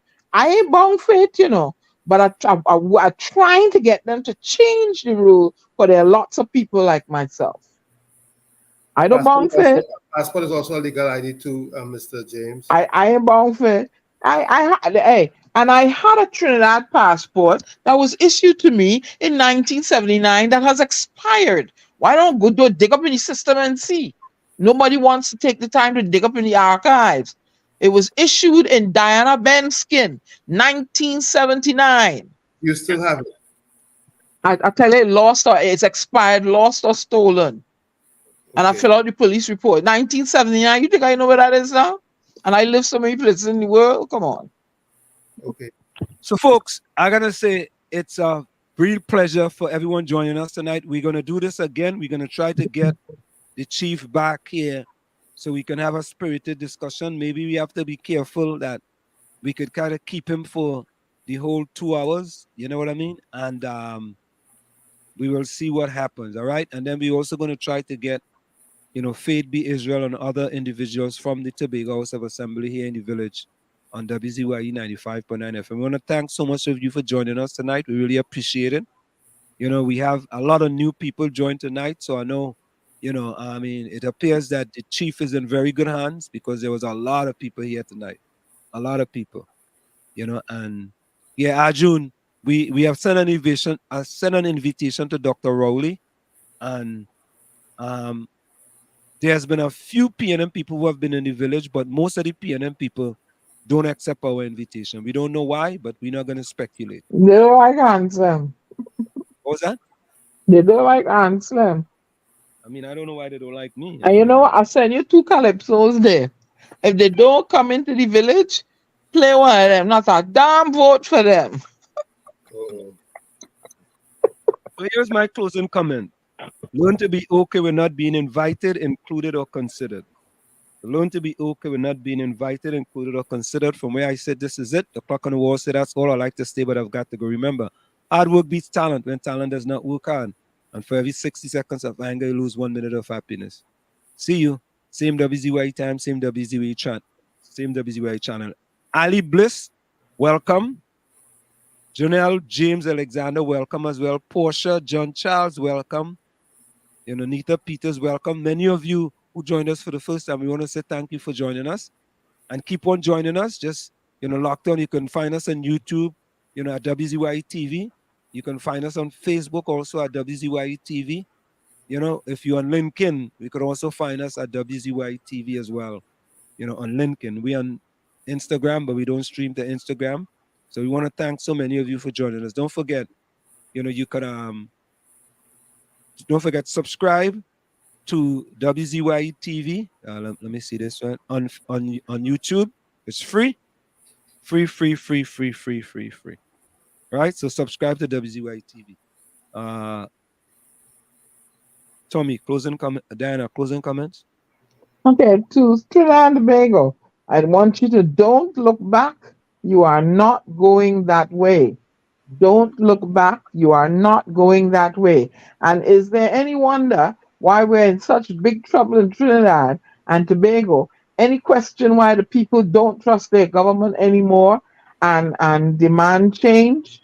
And final, the people's right to change, that what does not work is one of the greatest principles in our system of government. And much can and must be done by governments, but they cannot of themselves change lives. Diana Benson, bidding you of Zealand. Good night, everybody. Good night, Nadia. So Ryan, we are not on Rumble, but I am going to look into it. Okay? We are not on Rumble, but I'm going to look into it. I sound kind of shaky, boy. Now, Rumble is a good platform. Mm. I want to put Tommy over here. Hold on, eh? Here we go. I'll also move you over to the guy. Where, Tommy? My first is from the Analects of Rami. And it says, oh, hold on. What the heck happened here?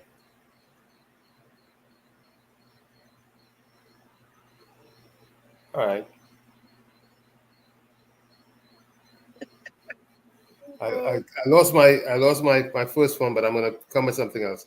Rami, this is Rami I'm dealing with here. He says, while still in the cage of your being, behold the spirit before it flies away. While still in the cage of your being, behold the spirit bird before it flies away. I was just got thrown off, but like I always say, the change is you want to see begins with you, the man in the mirror. But if when you look in the mirror, you don't like what you see, don't get upset with the mirror. Never look down on a person unless you're giving them a hand up. Like I always say, love is the key. Love you all. Look forward to our next session. Till then, be safe.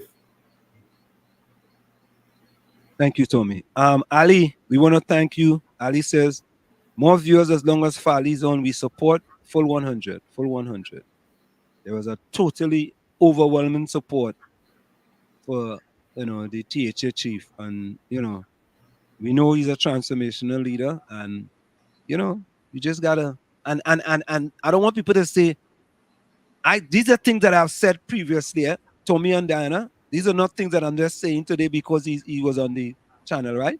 I've said this previously. I've said this publicly, right? So this is not news. It might be news to people who join us here for the first time, but this is something I've been saying for a very, very, very long time. And Wendy Phillips says, oh, God, they're going after Arjun. He says, Arjun Singh, why don't you go back under your tombstone? Shoops, mash. Oh, my. Poor Captain. Captain, they're going after you, boy. Captain is going after you. Capitan. So, folks, it's a pleasure. We're going to go out with our anthem song, Explainer. We just can't. I thought you were going at a damn vote for them. Yeah, I was supposed to pick it up. I didn't pick it up. Oh, you didn't pick it up? Okay. Yeah. So we're going out with Explainer. We just can't go on this way. We just can't go on demonizing the THA. Stick and stay, folks. It's always a pleasure. Later.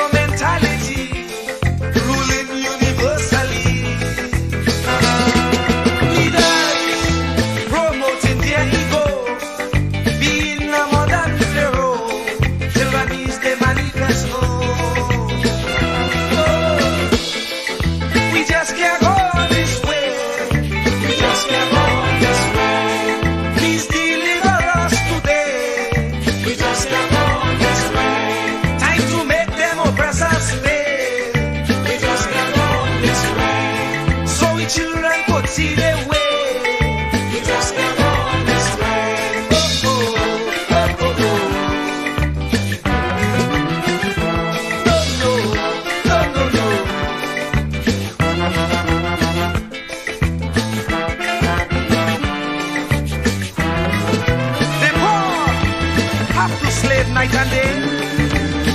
For next to nothing pay, so they can't see the way.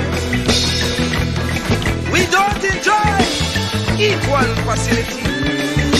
Like Pharaoh and company, brainwashing we say we free. We just can't go this way. We just can't go this way. Please deliver us today. We just can't go this way. Time to make them oppress us pay. We just can't go this way. So the children could see their way. We just can't go this way.